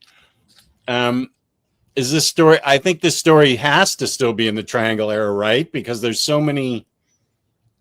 We've got action, adventures, Superman the Man of Steel, and Superman Y2K. That sounds like it's still in the Triangle era, right? Yeah, the issues still have the triangles on them. So okay. I would be curious as they finish out the Triangle era omnibuses if this because it's if this will be in those or if they're gonna start, the new, because the entire run is not all Triangle era. No, yeah. The entire run of City of Tomorrow? Mm-hmm. And all this era and Loeb and Kelly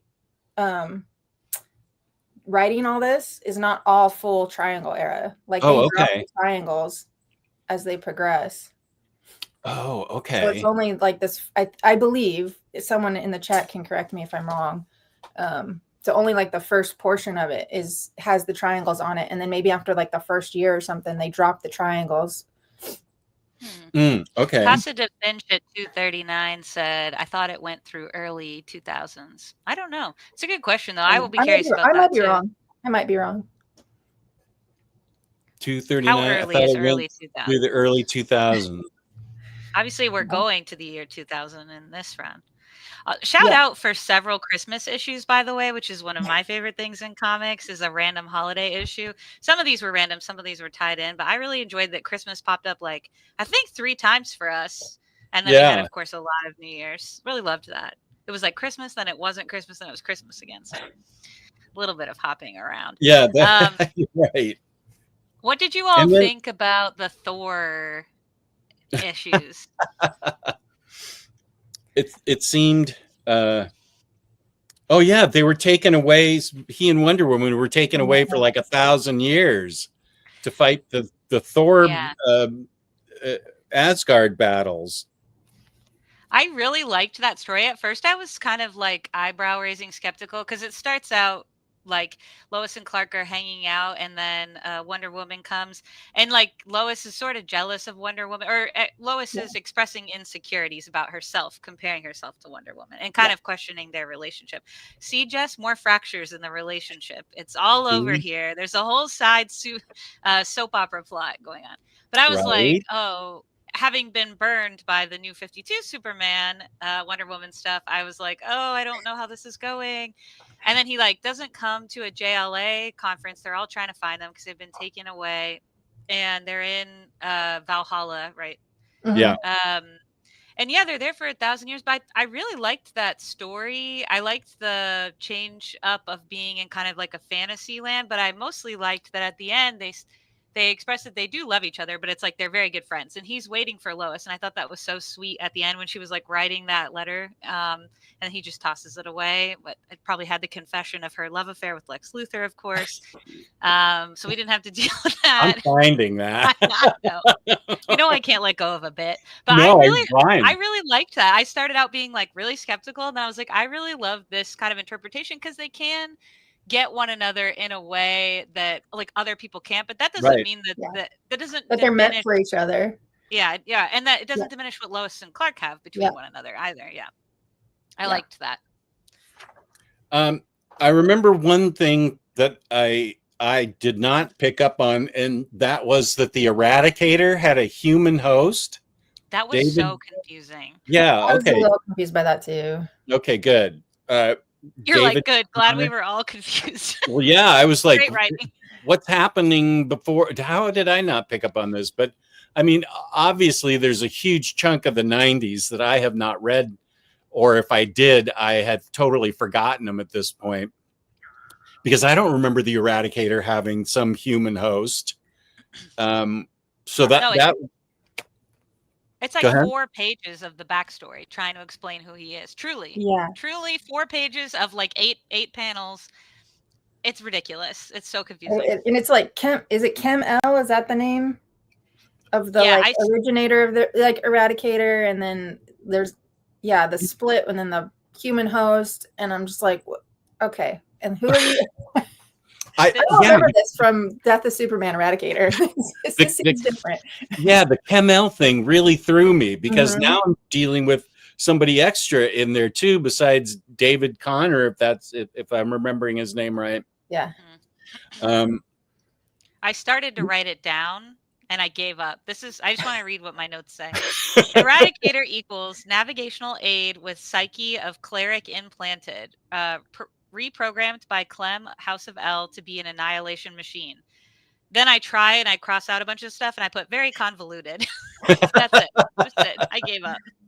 Now we'll eradicate those that do harm to humans or Kryptonians. That's enough. We're done here. Yeah. Oh, here's Chris Brogan. Hey, buddy, how's it going? Good to see you. Let's see. Oh, I will say, talk about woke comics back in 1999. We dealt with a mixed race baby for Lana Lang. Lucy Lane. Yep. And the Luther timeline, as told throughout this book, dealt with dreaded immigrants, especially from Ireland. Wow. Come on. 1999 Superman. What's up with being woke 26 years ago?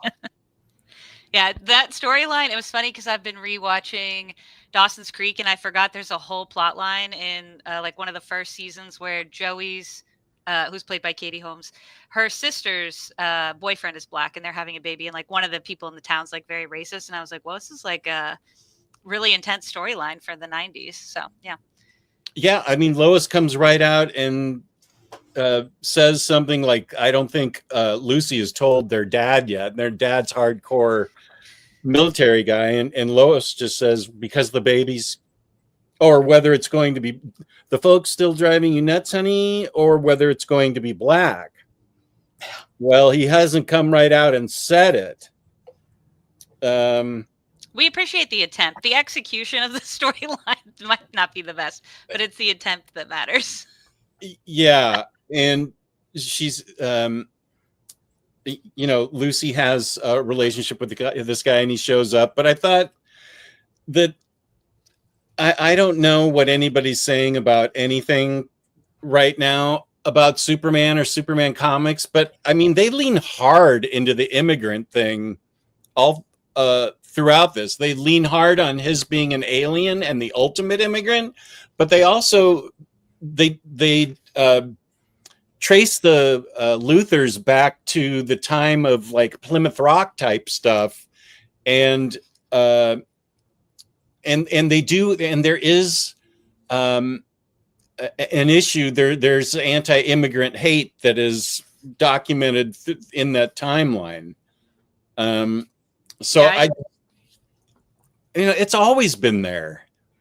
The immigrant thing, the social consciousness, 1970 and 1971. If you read the Kryptonite Nevermore stuff, before Kryptonite Nevermore, the saga, all the issues are about social, I don't want to say social justice, but it's all about social issues and treating people equally. So kill me, it's back to it's like 55 years old. And then if you want to talk about political and looking out for the little guy, it goes all the way back to like the first issues of Superman.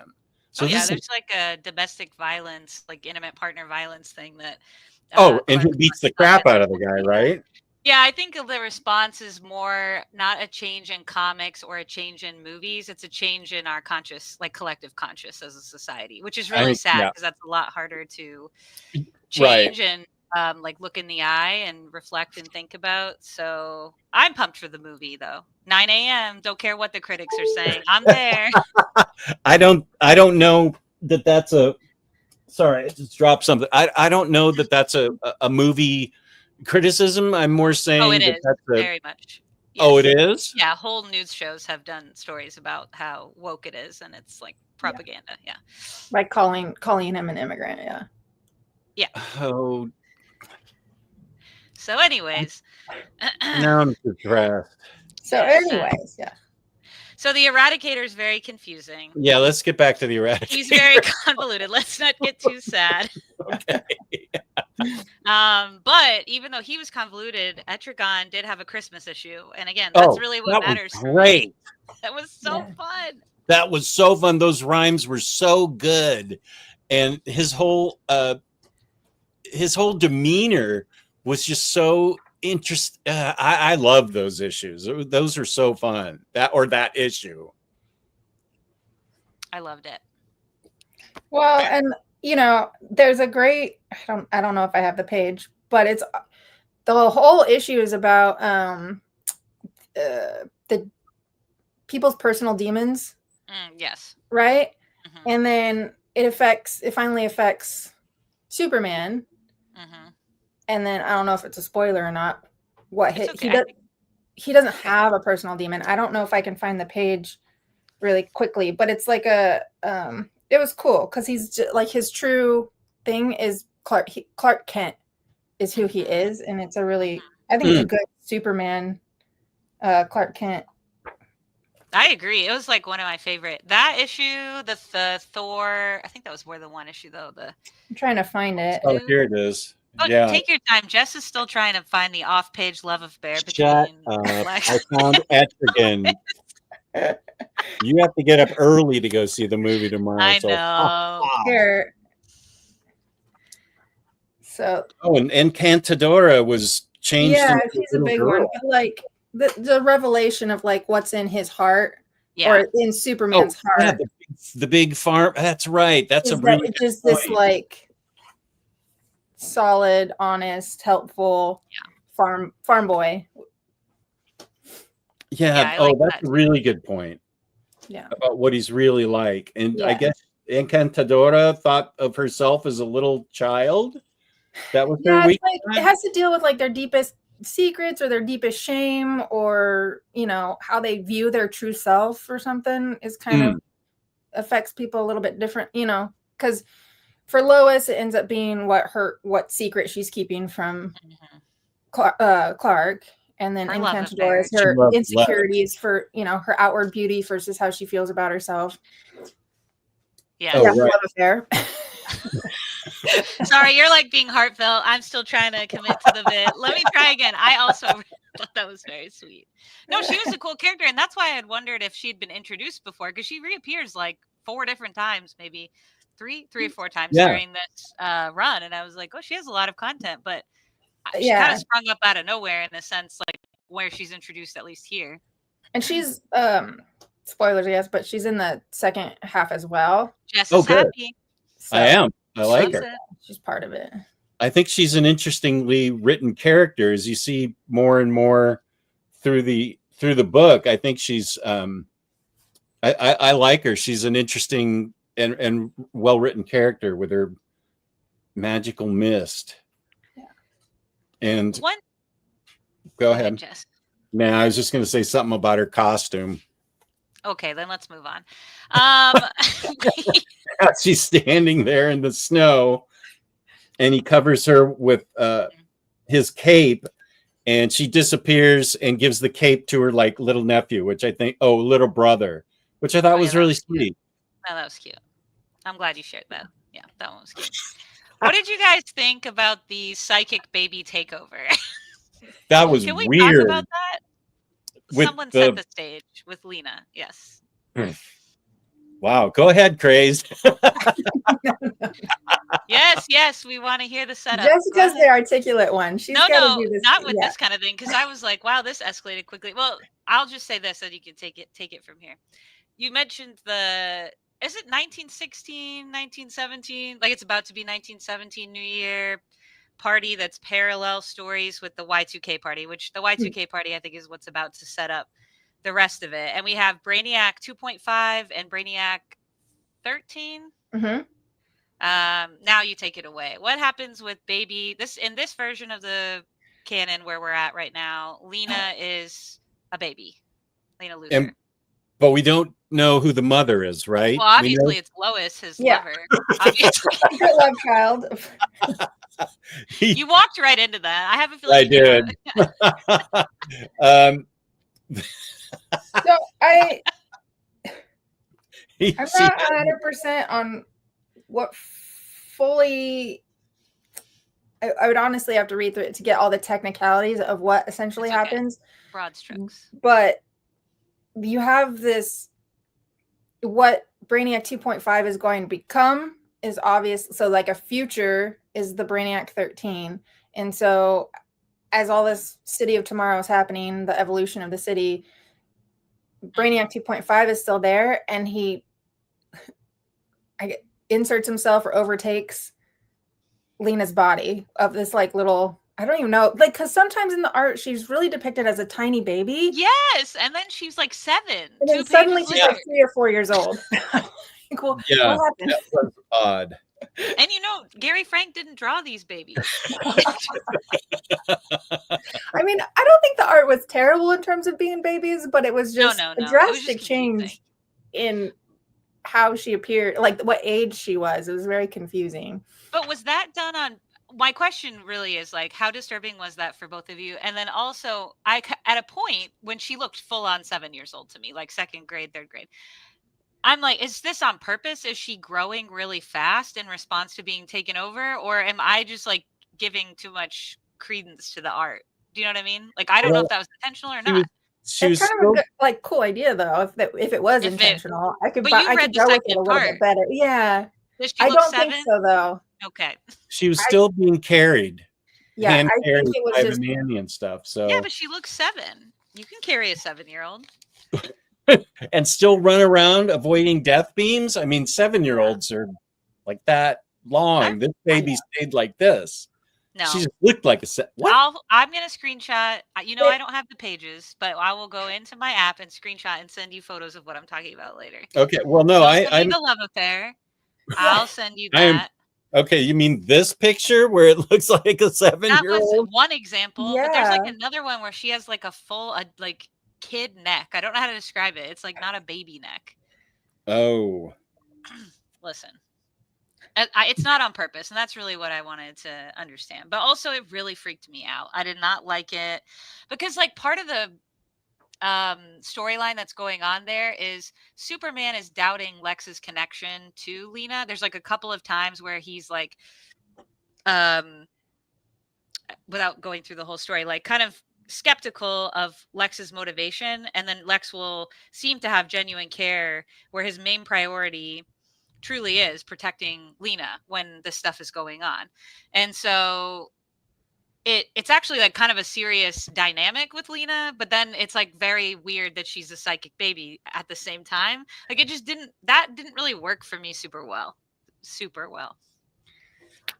It also helped add to the confusion of everything that was happening to 2.5 being subsumed by future Brainiac, and what was even happening, because of the City Tomorrow, and Metallo shows up all giant, and I don't know. I found this whole thing to be a little bit confusing. I can agree with you a little bit, Jessica, that it was initially it was kind of weird. I think though what made it hit for me was the ending of this. Oh yeah, yes, book. For sure. And so I'm not going to spoil it, obviously, but it definitely gives us the core of who Lex is. And so I don't think that it would hit as emotionally if maybe that wasn't the situation. Yeah, that's totally fair, for sure. And this has a great cliffhanger ending. Like I was really, when I finished it, I almost just started the next book immediately myself. Yeah. So I mean, there's always that like body takeover is kind of like questionable sometimes situation. Very questionable in Wonder Woman 1984. Very questionable. Yeah. Wow. Yikes. Big yikes. That was super wrong. But here I was a little bit, it sounds like a little bit more okay with it than you were, and especially because of how the story ends for this section of the book for volume 1. Yeah. I think that's fair. That makes sense. That really I don't know, it was a very strong ending for me for insight into Lex Luthor. For sure. Yeah. Okay. Yeah, I did. Now that I look back on it, I mean, oh yeah, an Electric Blue Superman showed up.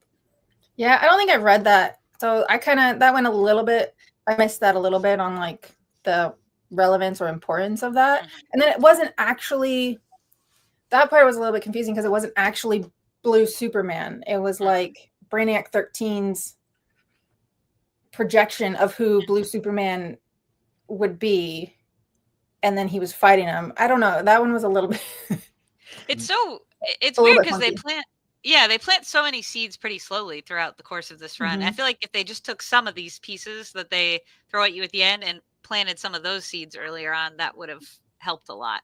Because it does feel like a kitchen sink. The actual ending, yes, big hook, but there's a little bit of kitchen sink, throw everything down there at those last few issues. That's the feeling I got, anyways.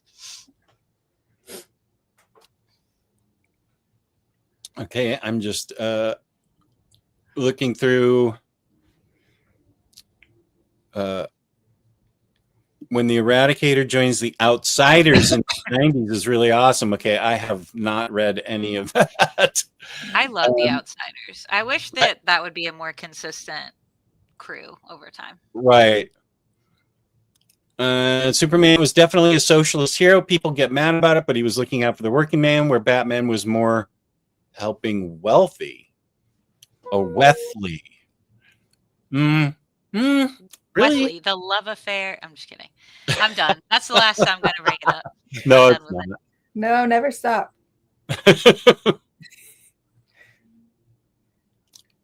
Yeah, Pope, I don't know. It's so odd to me that being nice, treating people kindly is some kind of weakness, or it's some kind of controversy when the whole point.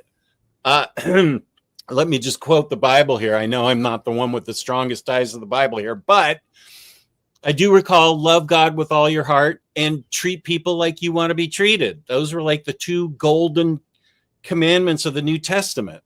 And then, I'm going to start going off on everybody. There's nothing wrong with treating people like you want to be treated. I mean, we can't be kind to one another. What bizarro earth is this? That's just odd. Okay.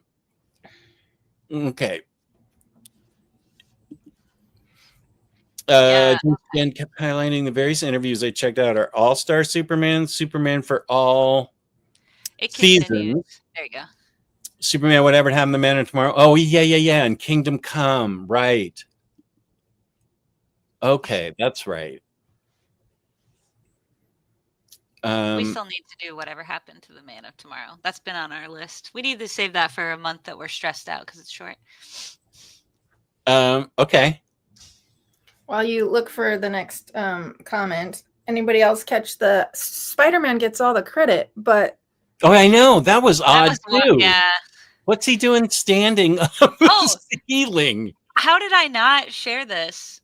That was one of my favorite parts of I mentioned the planet stuff, but also shout out, this had some really excellent Lois and Clark at home content. A lot, yeah. Loved. There was so much great stuff in this. I really, really loved it. And I feel a lot of it was either Loeb or Kelly that really hit those moments a lot. Yes. I think that their issues were probably some of my favorites because of, the Smallville stuff or the heart of Superman and Clark, and then the Lois and Clark connections were in their issues. Mm-hmm. I liked them. Yeah. Yeah. I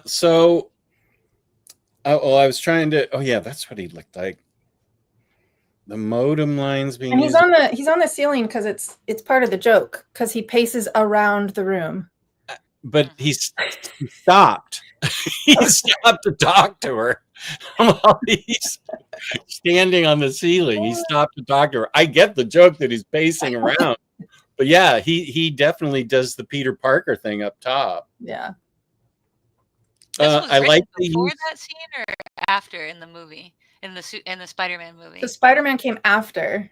Oh wow! Okay. I know. That's what I was saying. Spider-Man gets all the credit, but this artist had it in there. Okay. I like the use of the metal men. I thought they were used well. Yeah, I agree. How do you guys feel about the Mongol story? Oh, I guess does that get resolved in volume 2? Because it felt like it ended on a. I liked that Mongol, son of Mongol Senior, shows up and asks for help.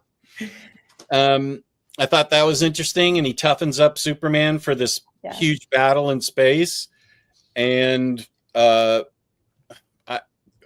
forget what he's called, Imperiex or whoever they're something like that. Yeah. Is that also this? Go ahead. No, you go. He fought basically practically the avatar of this gigantic dangerous being, and then Lobo shows up and takes Mongol off with them at Christmas time, which I thought was hilarious. Yeah. But we saw that it was a much more dangerous foe, and Superman and Mongol don't seem to be aware of that. Was that before or after Mrs. Superman, Dana? Oh yeah, I had never heard of her either. Her obsession was her obsession name or whatever. Yeah. I think it's at the same time because it's like the first arc for Loeb, and then whatever the obsession or whatever is in it's in that first half where it kind of feels a little bit like everybody's kind of writing their own arcs before they all come together. I don't know exactly when in the thing, but that's what I couldn't remember that's why I asked the question, because it was kind of like just mixed in. I was trying to recall like the beginning and the end of the Mongol stuff, but I think because they start Mrs. Superman and Superman are like fighting when those demons are on the ground, and then they kind of like have a truce for a second, and I was like, so is that the same story? But it all blended together in a funny way. No, it's just a different issue, but at the same time. Yeah. But yeah, originally it felt like a little like that story resolved rather quickly. But I do think it's one of those, at some point, maybe eventually they'll come back to it.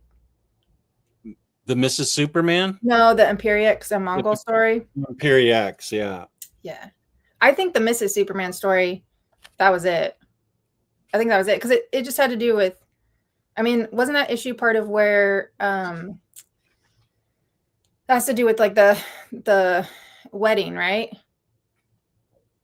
The wedding ring? Oh yeah, because the wedding, Jimmy's altered that image of Superman wearing a wedding ring. Yeah, so all of the JLA comes and they're all wearing their rings. That was kind of funny. That was funny. There's some good humor. That's what I mean. Like the balance of like character slice of life stuff in this is so good with the action. Like even though some of the storylines were a little bit choppy throughout, the flow worked well for me, only more so in the sense of like I wanted to see what those characters were going to do next, because there was still a lot of humor, a lot of heart. So even though some of the storylines, like the action storylines, didn't flow as well for me, the reading experience was really quick because I was like, oh, I really love hanging out with this iteration of these characters. Yeah, I agree. Yeah, I especially agree with the part of how much home life they showed and how interesting and appropriate it was that they showed all that.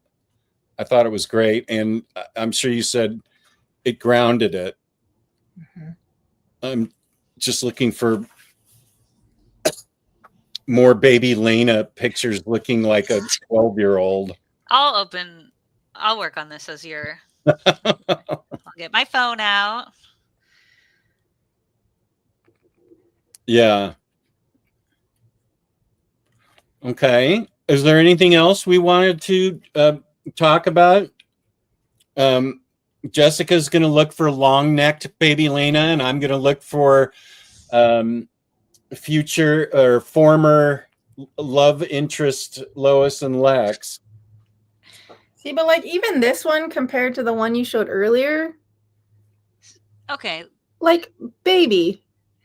that's not even the right color hair either. Yeah. Okay, hang on. I got one of that's similar. Let me add my rotate so I can make it a little bit bigger. Hang on, let me see. See, she's like got a whole. This is her body right here, strewn across. Oh yeah, you're right. Thank you. Okay. Yeah, it is like a 7-year-old. Thank you, everyone. Thank you.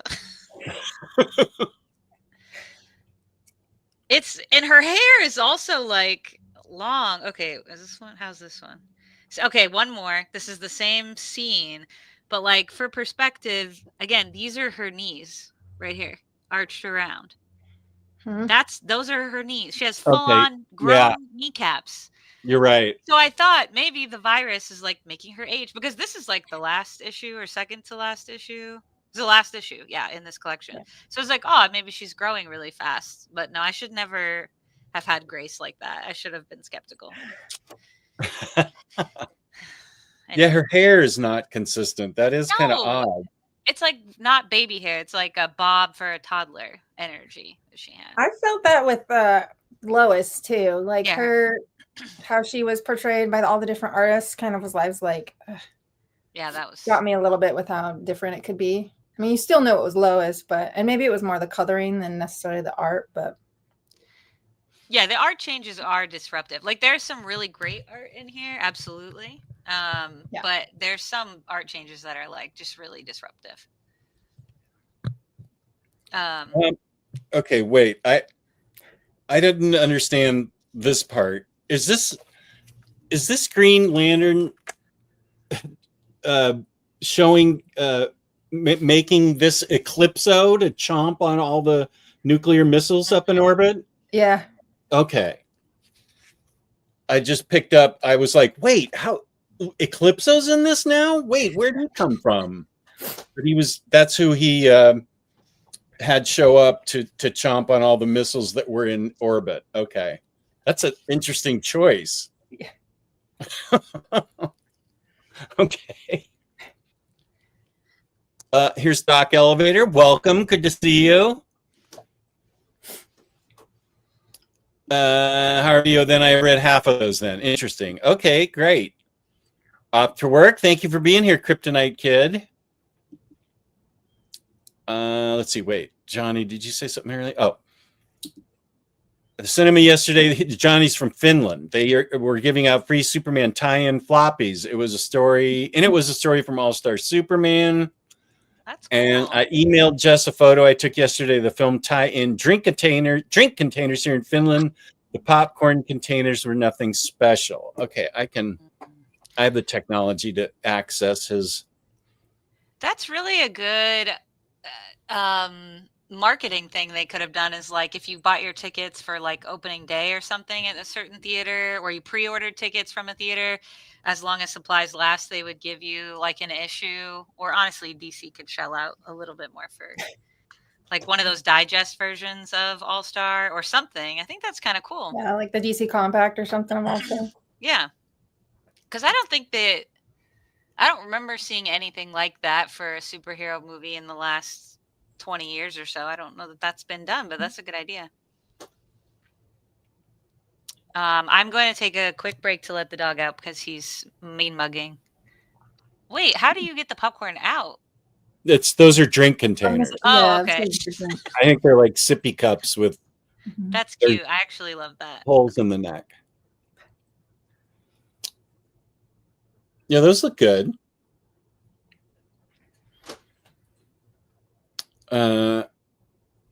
Okay, so let's see. Harvey's a Jeff Loeb hater. I don't need to show that. Reaper's saying hi to our special guest, who is Crazed Cassowary. Hey, Reaper.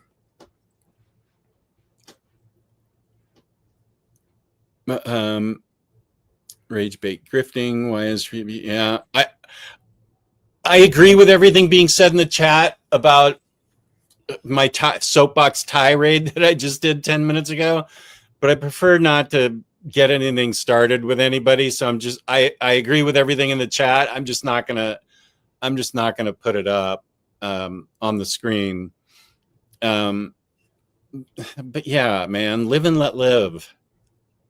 Especially with a fictional character that doesn't even exist. Oh, here's Safar. Oh, thank you for the super chat, buddy. What would you guys recommend as at AMC is the best viewing experience to watch the Superman movie? IMAX. I'm not sure 3D is my kind of thing.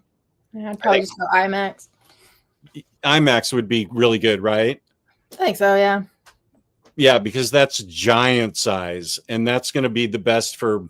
Make sure you get a seat in the back. That's not something you want to be in the front for. Yeah, I'm with Crazed. I would say IMAX is what I would want to do so far.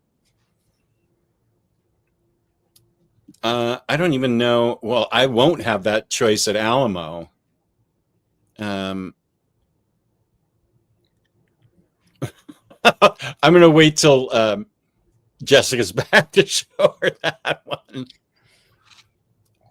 Yeah, I'm going to find that after the show, darn it. I thought for sure everybody was going to have focused in on it.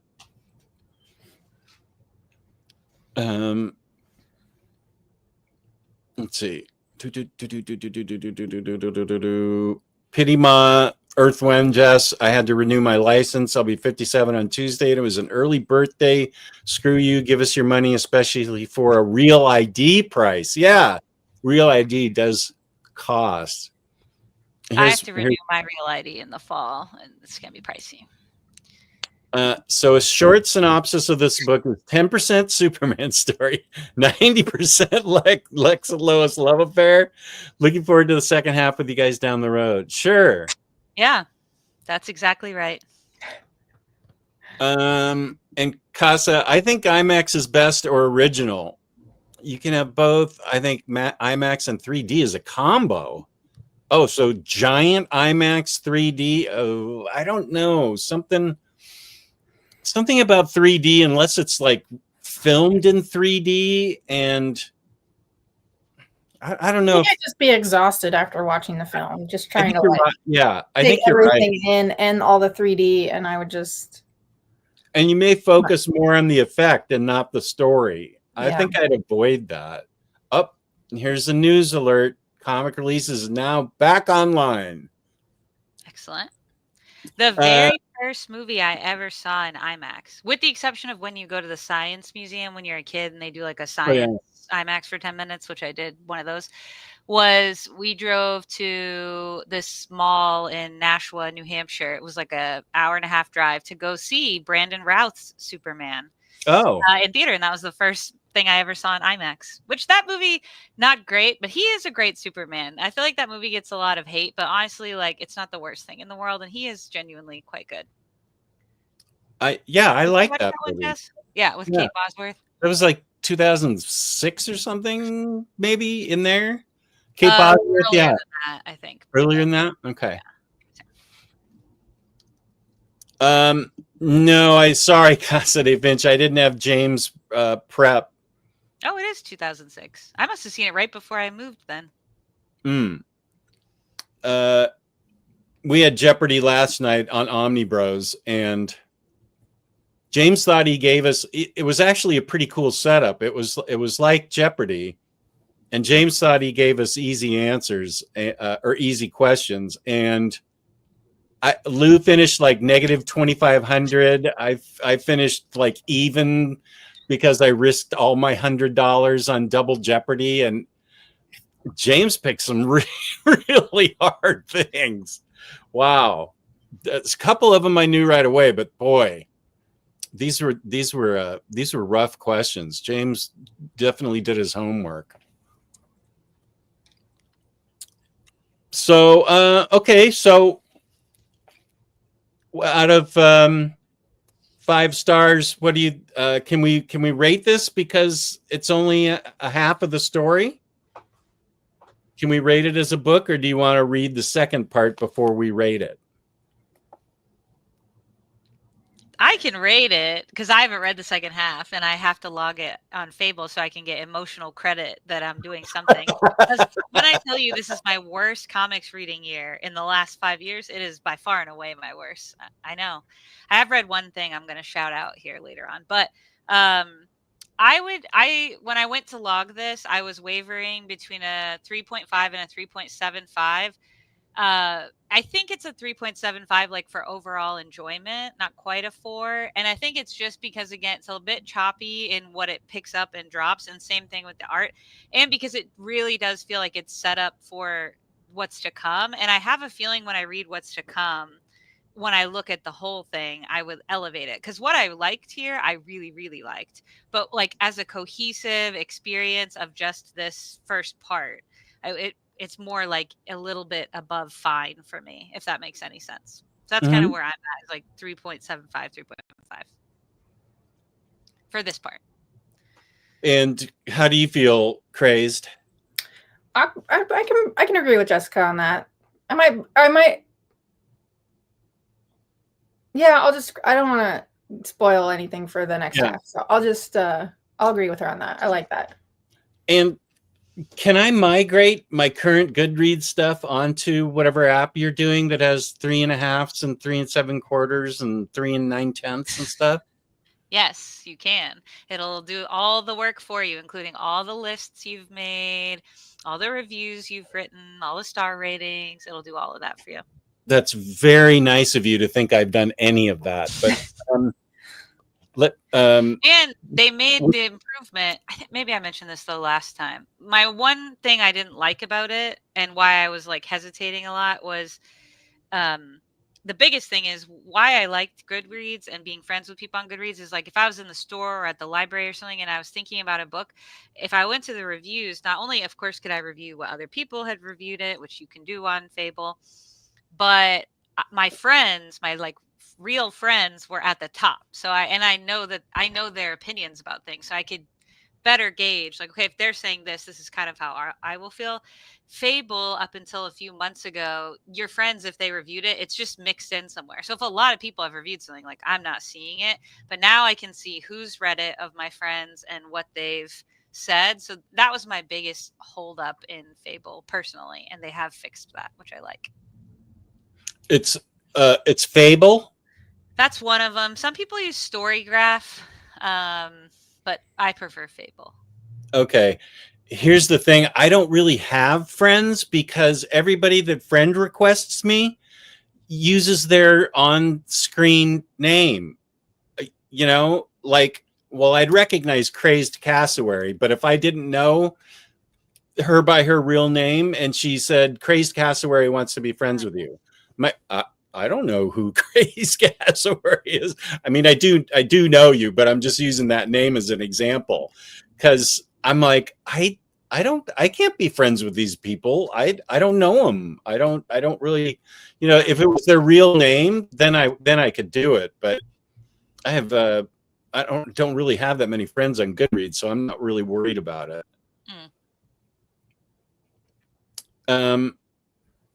What did you think, Jess? Your rating? Did you give it? I'm with you on that. Okay. I'm with you both on that rating. Yeah, because I don't know if we're going to run into this more and more. I don't feel like we ran into it with the first Triangle Years omnibus. If I recall correctly, you and I felt like it was a good story that they managed to keep going, and it flowed okay throughout the whole thing. But I'm wondering if in future Triangle Years, like after Death of Superman, I wonder if it's going to be as choppy as this was. Pope Romero has a good question at 321. Yes, this is for special guest. Without spoilers, specifics. In your opinion, is book 2 stronger, better than book 1? Thanks for your answer. I found it more cohesive in tying everything together. So I think as an overall story, I think it does a strong job of connecting things together. Mm. And I have a couple issues that I really enjoyed from the second half. If that helps at all, Romero.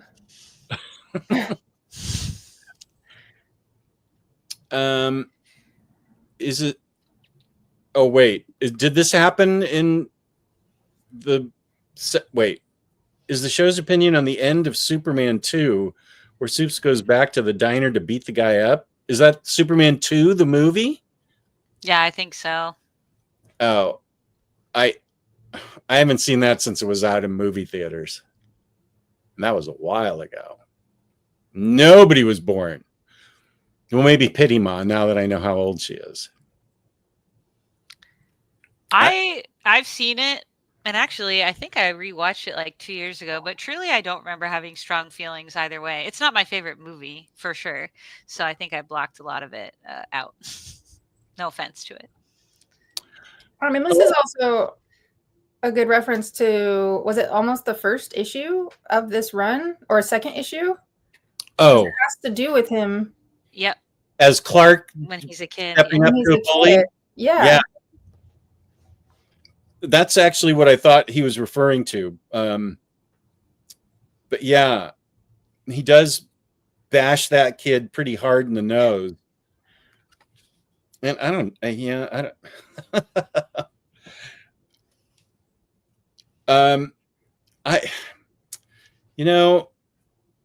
don't know that I found it out of character, but yeah, I don't know that I would either. Although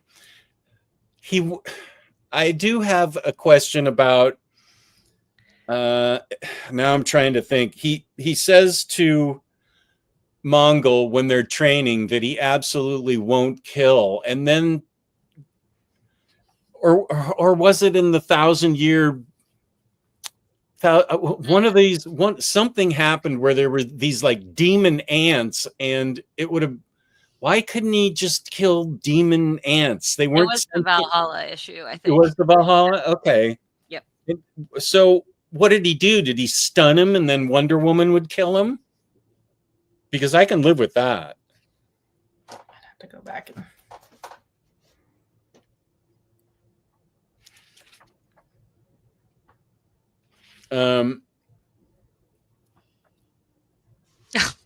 Sorry, this is a good comment by Jewish Dragons at 324. Agree on Superman 2. Oh, go ahead. I was gonna say agree on the Superman 2 bully, but even if I didn't, sadly, that's hardly the biggest problem with that movie. That's kind of how I feel. I think that's a good way to put it. Jewish Dragon. Oh, Belgian Ellen was born too. Okay, nice.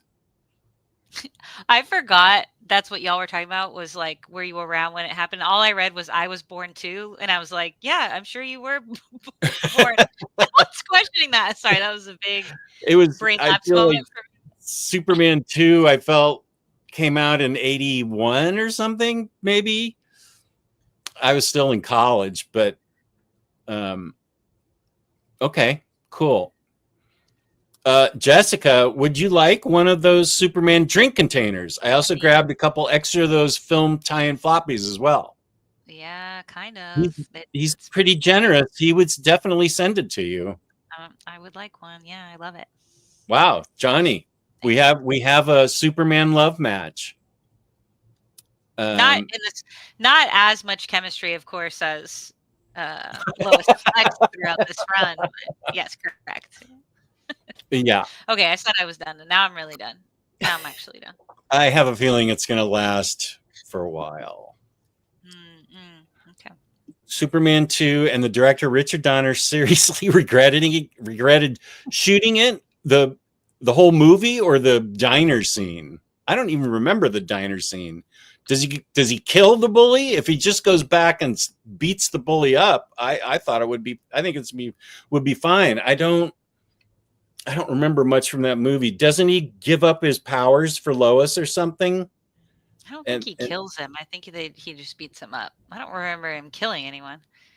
Well, I'm fine with that. Some people need to be beat up. You can quote me on that.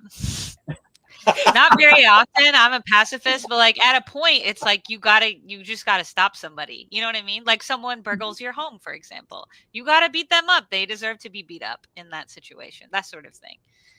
So some people need that. I'm not mad about that. Shows his human side. Because I think the thing that Jess and I have talked about this a bunch of times, the thing that's so remarkable about him is he has this almost unlimited power. It's the amount of restraint that he uses that is something that people admire, and leading with kindness and really believing that people have the best intentions, trying to find the good in everyone. And so, yeah, it's good to be reminded that there's still the temptation where you're just super annoyed with this person who continuously does bad things, evil things, whatever. Sometimes you got to beat somebody up. That's fine. yeah, in this book in particular, Luther's always evil, but it's varying degrees of evil, and just how snarky he is. It's really amazing that he doesn't get a punch in the chops from Superman, Clark Kent, or Lois Lane. So true. Any one of those three of those people would be justified. Yeah. Oh, this was a question from last night. Oh, Superman with Christopher Reeve is on Flemish television tonight. Nice. Oh, yeah. Belgian Ellen. Cool. One of the questions from Jeopardy yesterday was, which famous newspaper comic strip character had a crossover with Teenage Mutant Ninja Turtles? Are you sure he was a famous comic strip character? Or did you mean to say comic book character? Newspaper comic strip character? Dilbert?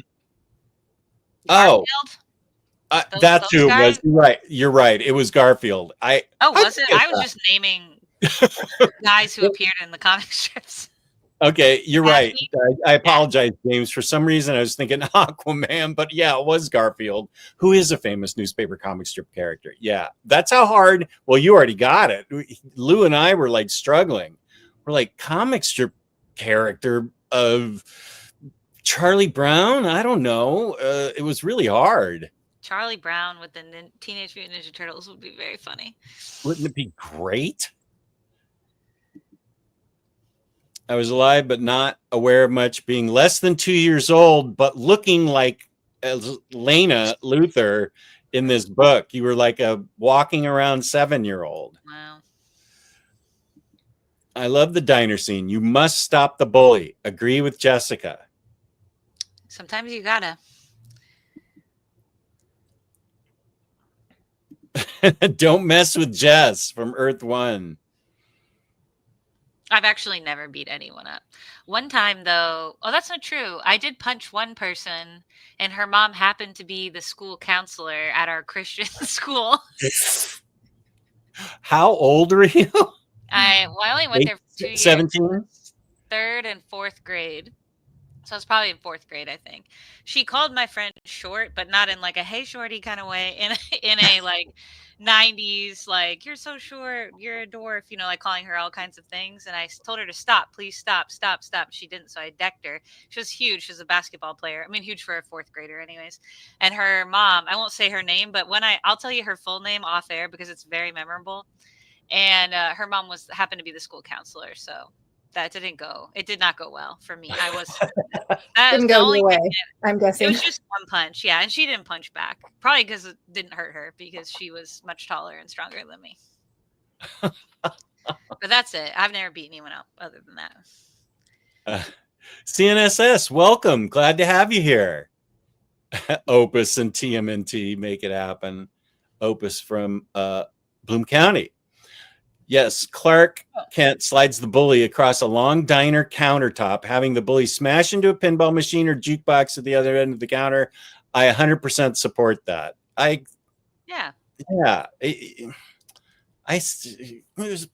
Yeah, come on, man. You have to take a stand at some point. Peace and love, but you do have to take a stand, especially if you're Superman. This shows stance. Peace and love, but sometimes you gotta really deck someone. That's the official stance. Unless they deserve it. Yeah, unless they're the school counselor. You can't. No, it was her daughter, but yes. I wonder what she's up to now. I should look her up. Let's see. Was she a year older or your age? No, we were in the same grade. She was very popular. Until you beat her down. No, truly, it probably did more to ruin my reputation because she was so popular. But I moved the next year, so that's fine. This is not root beer. This is cranberry juice in a lot of soda. So, well, we talked about the book. We've been on the air for 2.5 hours. Is there anything else? Right. Peace and love. Is there anything else you would like to cover? As long as we have the time, we've talked. We did talk. Well, I mean, we got around to Jessica beating up on somebody in 3rd grade, so that was pretty cool. I think it was 4th grade. 4th grade, sorry. Yeah, it's really important to my lore, apparently. I was just going to recommend. I know Jess. Okay, this is about to be about manga, so maybe keep drinking. Go right ahead, please. Go ahead. I've talked about one of my favorite mangas, and I don't read a ton of them, but it's really great, Witch Hat Atelier, which is about the school for little witch girls. And I want to say, out of nowhere, I'm so proud of myself when I find things on my own, because no one recommended this to me, and I've read all 3 volumes that are out. The next one's about to come out. And if you like Witch Hat Atelier, you like manga, you like witchy stuff, I would like to recommend Eden of Witches by Yumeji, which was like a plant magic version of Witch Hat, and she's a little bit older, and it's very dark, so it's a lot more, I wouldn't say it's like mature, but it's a lot more darker than Witch Hat Atelier, and has a little bit more, you can kind of tell this is Jess's kind of lady, like it has a little bit more body horror to it, so you can see. So I just wanted to make that recommendation. Also, if anyone's read it in the chat, let me know, because I would love to hear your thoughts. But I did want to plug that because it's one of the only things comics wise I've read and enjoyed this year. So yes. So you've had a pretty bad year reading chosen stuff. It's been really bad comics wise, like really awful. I've had trouble with reading in general the last few months, just not being able to focus, but definitely much worse with comics. Like I have a feeling when I try to pick my top 10, unless something turns a corner for me, my top 10 for the year as far as comics goes, I'm going to really struggle. Probably the 10 that I liked will be the only 10 on there, if that makes sense. Usually I'm struggling, this person could possibly, this book could be 9th, this book could be 8th. Oh, this one didn't make the cut. I think this year I'm going to like barely be able to fill the 10, the way that things are going for me. So it's a bad, wow. It's devastating, but it happens that way for sure.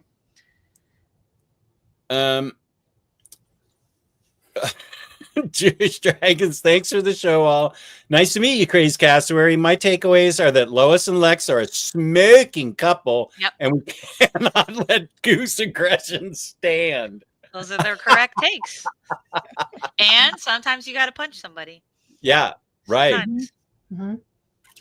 A quick question for special guest. Is that a scarecrow mask over your right shoulder?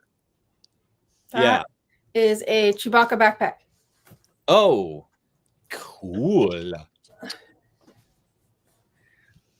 Chewie. A Wookiee. Yeah. Can't really see his eyes. You see his face? He's so hidden in there. It looks like a dog's butt currently. Yeah, I was going to say. There's his eyes. There you go. I don't know if that's better. Yeah, we could see it. That's cool. So. That's awesome. And let's see. We lost Bella Janellen. Thank you for being here, Bella Janellen. Always good to have you here. So far, I have not got to Romvi's Detective yet. I'm still making my way through Tinian's Batman, and then concurrently with that, I will read Tamaki's Detective, and then I think I can go on to Romvi's Detective. I think that's right. Tamaki led into Yeah, because Tinian's Detective took place before Tinian's Batman. Yeah, I think so. Okay. Have you read those, Crazed? A little bit of his detective, I think, but not his Batman yet. No. Tinian. What are you currently reading? So, I am doing the thing that everybody tells you not to do, and I've gone back to like early post-crisis. So I started obviously Crisis on Infinite Earths. So what is that, like 85, 87, something like that? 85. And I'm now in late 90s. So I'm reading multiple things. I'm like Peter David's Aquaman, Miller's Swamp Thing, Power of Shazam, and then Contagion Legacy for Batman. I'm reading that. Oh, I just finished that. Sword of Azrael's in there. So you're reading a lot of good stuff, though. Yeah. No, it's all good, but like current stuff wise, I'm a little ways out from that. Oh yeah, yeah. You're a solid 40 years behind, just about. Yeah. So.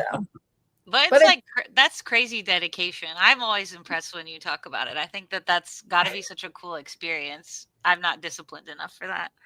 I mean, I don't think it's 100% necessary, but I do think, like I mentioned, having that background with reading the first issue of this, series, I think it hits a little bit different when you have that background, and I really appreciate it. But I don't think it's required. You can start obviously with modern stuff. You start at New 52 or whatever, Rebirth, and you have the whole new like lore for that. But I do appreciate when some of these writers who've been in the game so long can go back and reference things and like, oh, I get that.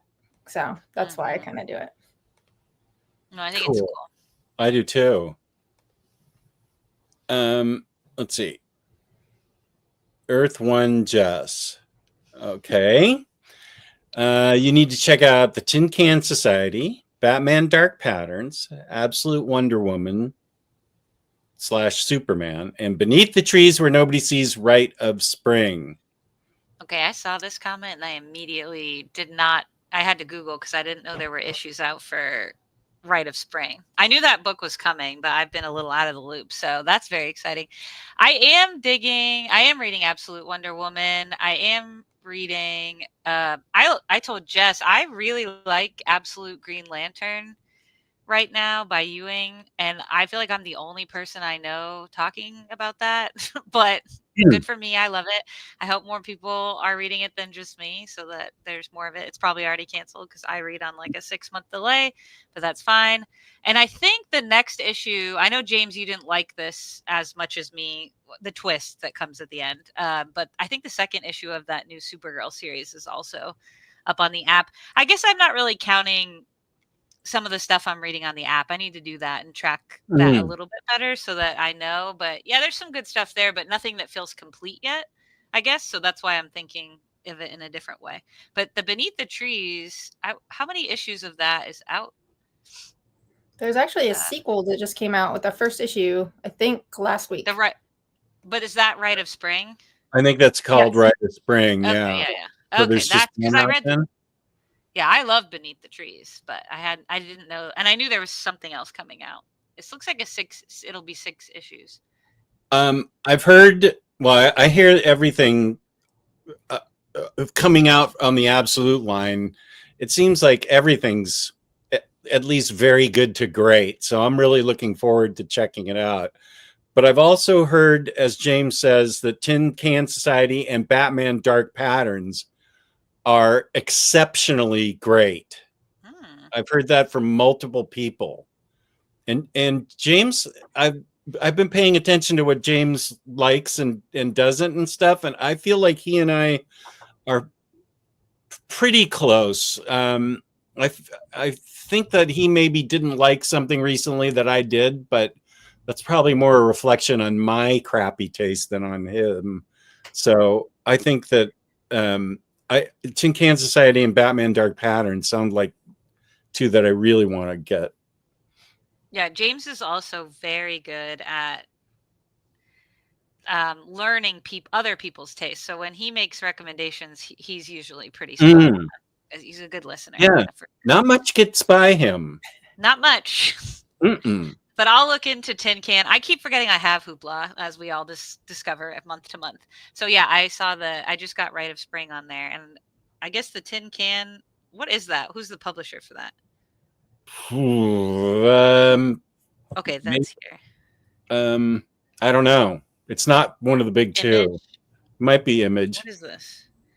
No, not Image. Yeah, it's Image. Okay, yeah, I see that too. Okay, I'll look into these, James, and report back. I wonder, you may like DC Absolutes Jess at Jess 1. Yeah, I think she does. Reading some of those, yeah. There's just not. Well, Absolute Wonder Woman, I think, has been collected by now. I think they all come out in September or August. Yeah. But I guess that's what I'm thinking in my head is as I read along, I forget those are considered like their own volume. Yeah. Does that make sense? So to me, it doesn't feel like complete. But yes, I am enjoying them. Okay, I've got some of those on Hoopla now. I like that special guest uses the same organizing cubes from IKEA that I do.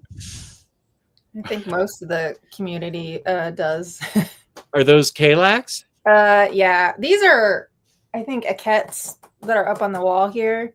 Oh, okay. You can see a little bit if I move this a little bit. There's like 4 of them hanging on the wall. I don't know that IKEA, at least US IKEA, I don't know if they're available still. But yeah, this is a Kallax. You imported those other ones? No, but I just think that they stopped. I got them a long time ago. Okay. I think they'd stopped having them over here. Cool. But I could be wrong. I could be wrong about that. I'm not an IKEA expert. I think the DC All-In initiative is great for new readers. That's how I'm trying to get into the current DC. Okay, cool. Yeah. Well, they've rebooted it about 6 different times since Rebirth, so I'm hoping they just go for a little bit with this because I like the sound of it. Oh yeah, Johnny, big Power of Shazam fan. When it first came out, even got a letter posted in an issue. Wow, cool. Yeah, it's been fun. Was he ready to spring on Hoopla and Global Comics? Global Comics. James has been beating the drum for Global Comics. They're similar to Hoopla, and I saw where they just signed some more publishers to them. It's a subscription. It's not free like Hoopla, but it's a reasonably priced subscription service that gets more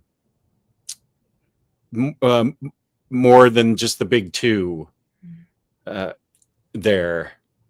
And I have to get my Hoopla fixed. This is just ridiculous.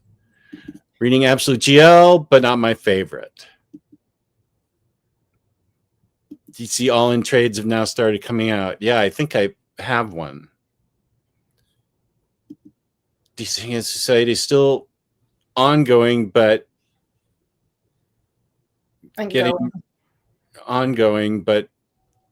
it's getting ready to end soon. Yeah. Dark Patterns is really good.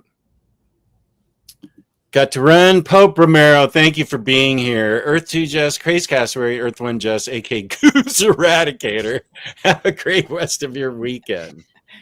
Technically, I saved the goose, but in my dreams, I am the Goose Eradicator, yes. I found out one of the libraries I use has Comics Plus for a bunch of non-Big 2 comics. Yeah, I think I saw this so far. $65 for an annual. I need to, you know what? I need to write down Comics Plus and Global Comics. Comics Plus and Global Comics.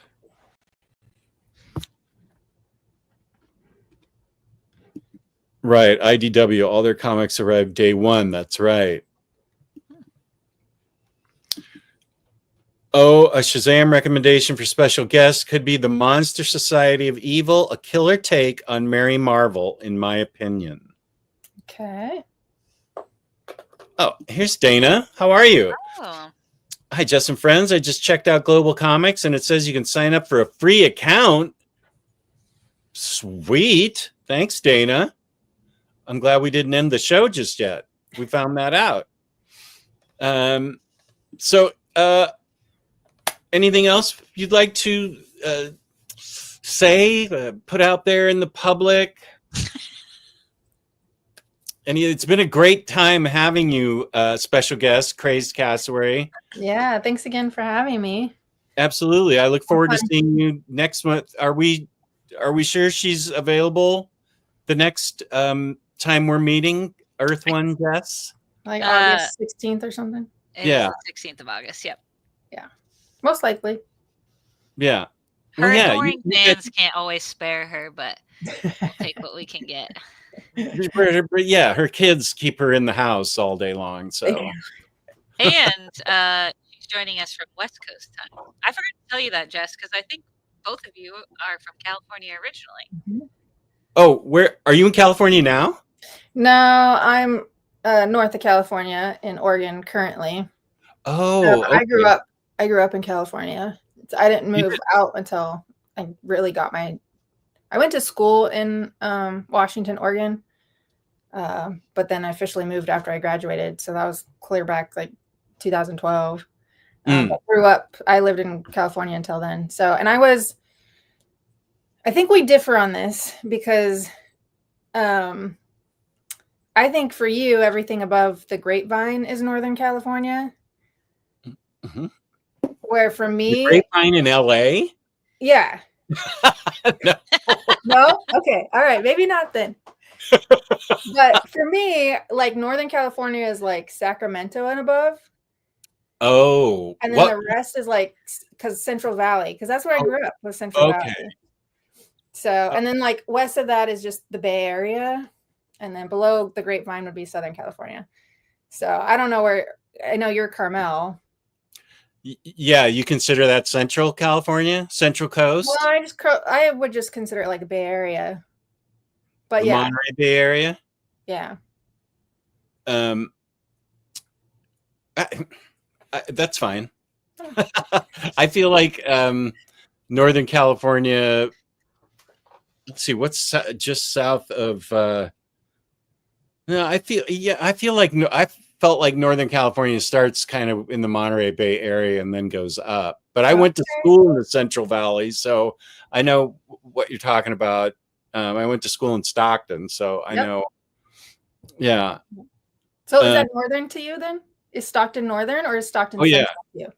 Oh, I consider it part of Northern California. Okay. But if you'd rather, I'll consider it part of Central California. I want to keep my guests happy. So no. We all peace and love. We all have our opinions. Peace and love, but you will get punched. Not over this though. Well, you know, I think there's some. It's definitely a border city for Central versus Northern, but. Okay, here's another take. Northern California starts at Santa Cruz. That's too far north. Although I love Santa Cruz. Wow, there's a lot of takes in here. I live in Napa, definitely North Bay, but also Northern California. The free account on Global Comics takes you to a page where it makes you buy a subscription. So yeah, not free. That's funny. Davis is definitely Northern California. That's way up there. It's all the land of the heathens to me. Actually, I can accept that, except I cannot accept that Carmel's Southern California. That's just nobody could live with that. No. Santa Barbara, yeah, that's Southern California, but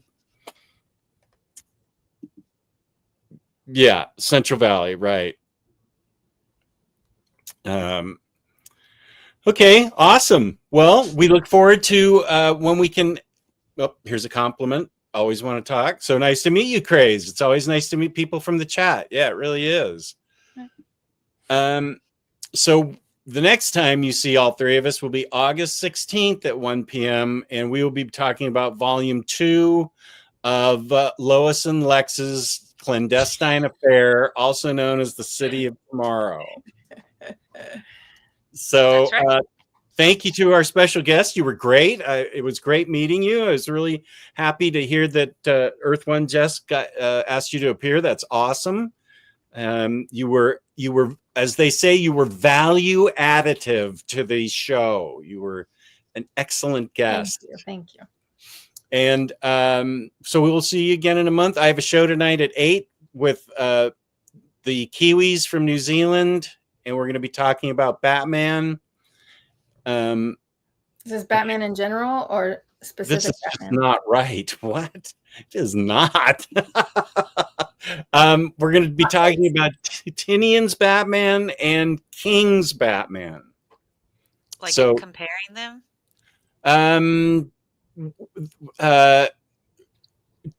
No, because Sam is like halfway into King's, and Liam and I have finished the first part of Tinian's, and so she wanted to hear what we had to say about it, and we're interested on her takes on King's Batman.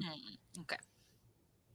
These Superman streams are the best. Thanks to the hosts. Right on, Doc Elevator. Thank you. So I will play the theme song to play us out, and we will see you again in a month. Thank you, everybody in the chat. You were wonderful. It was great having you. Thank you to my co-hosts. You guys were great too. And here we go. Peace and love. Peace and love. Still one more. Rock and roll! Omnidog! Hey, Omnicat! Now here's the Omnidog and Omnicat show. It's the place to sit if you'd like to know more about the books that they've read. Kristen likes Lumberjanes and Steven. Jess likes Monroe, Jimmy Olsen. And you're in luck, because they're ahead.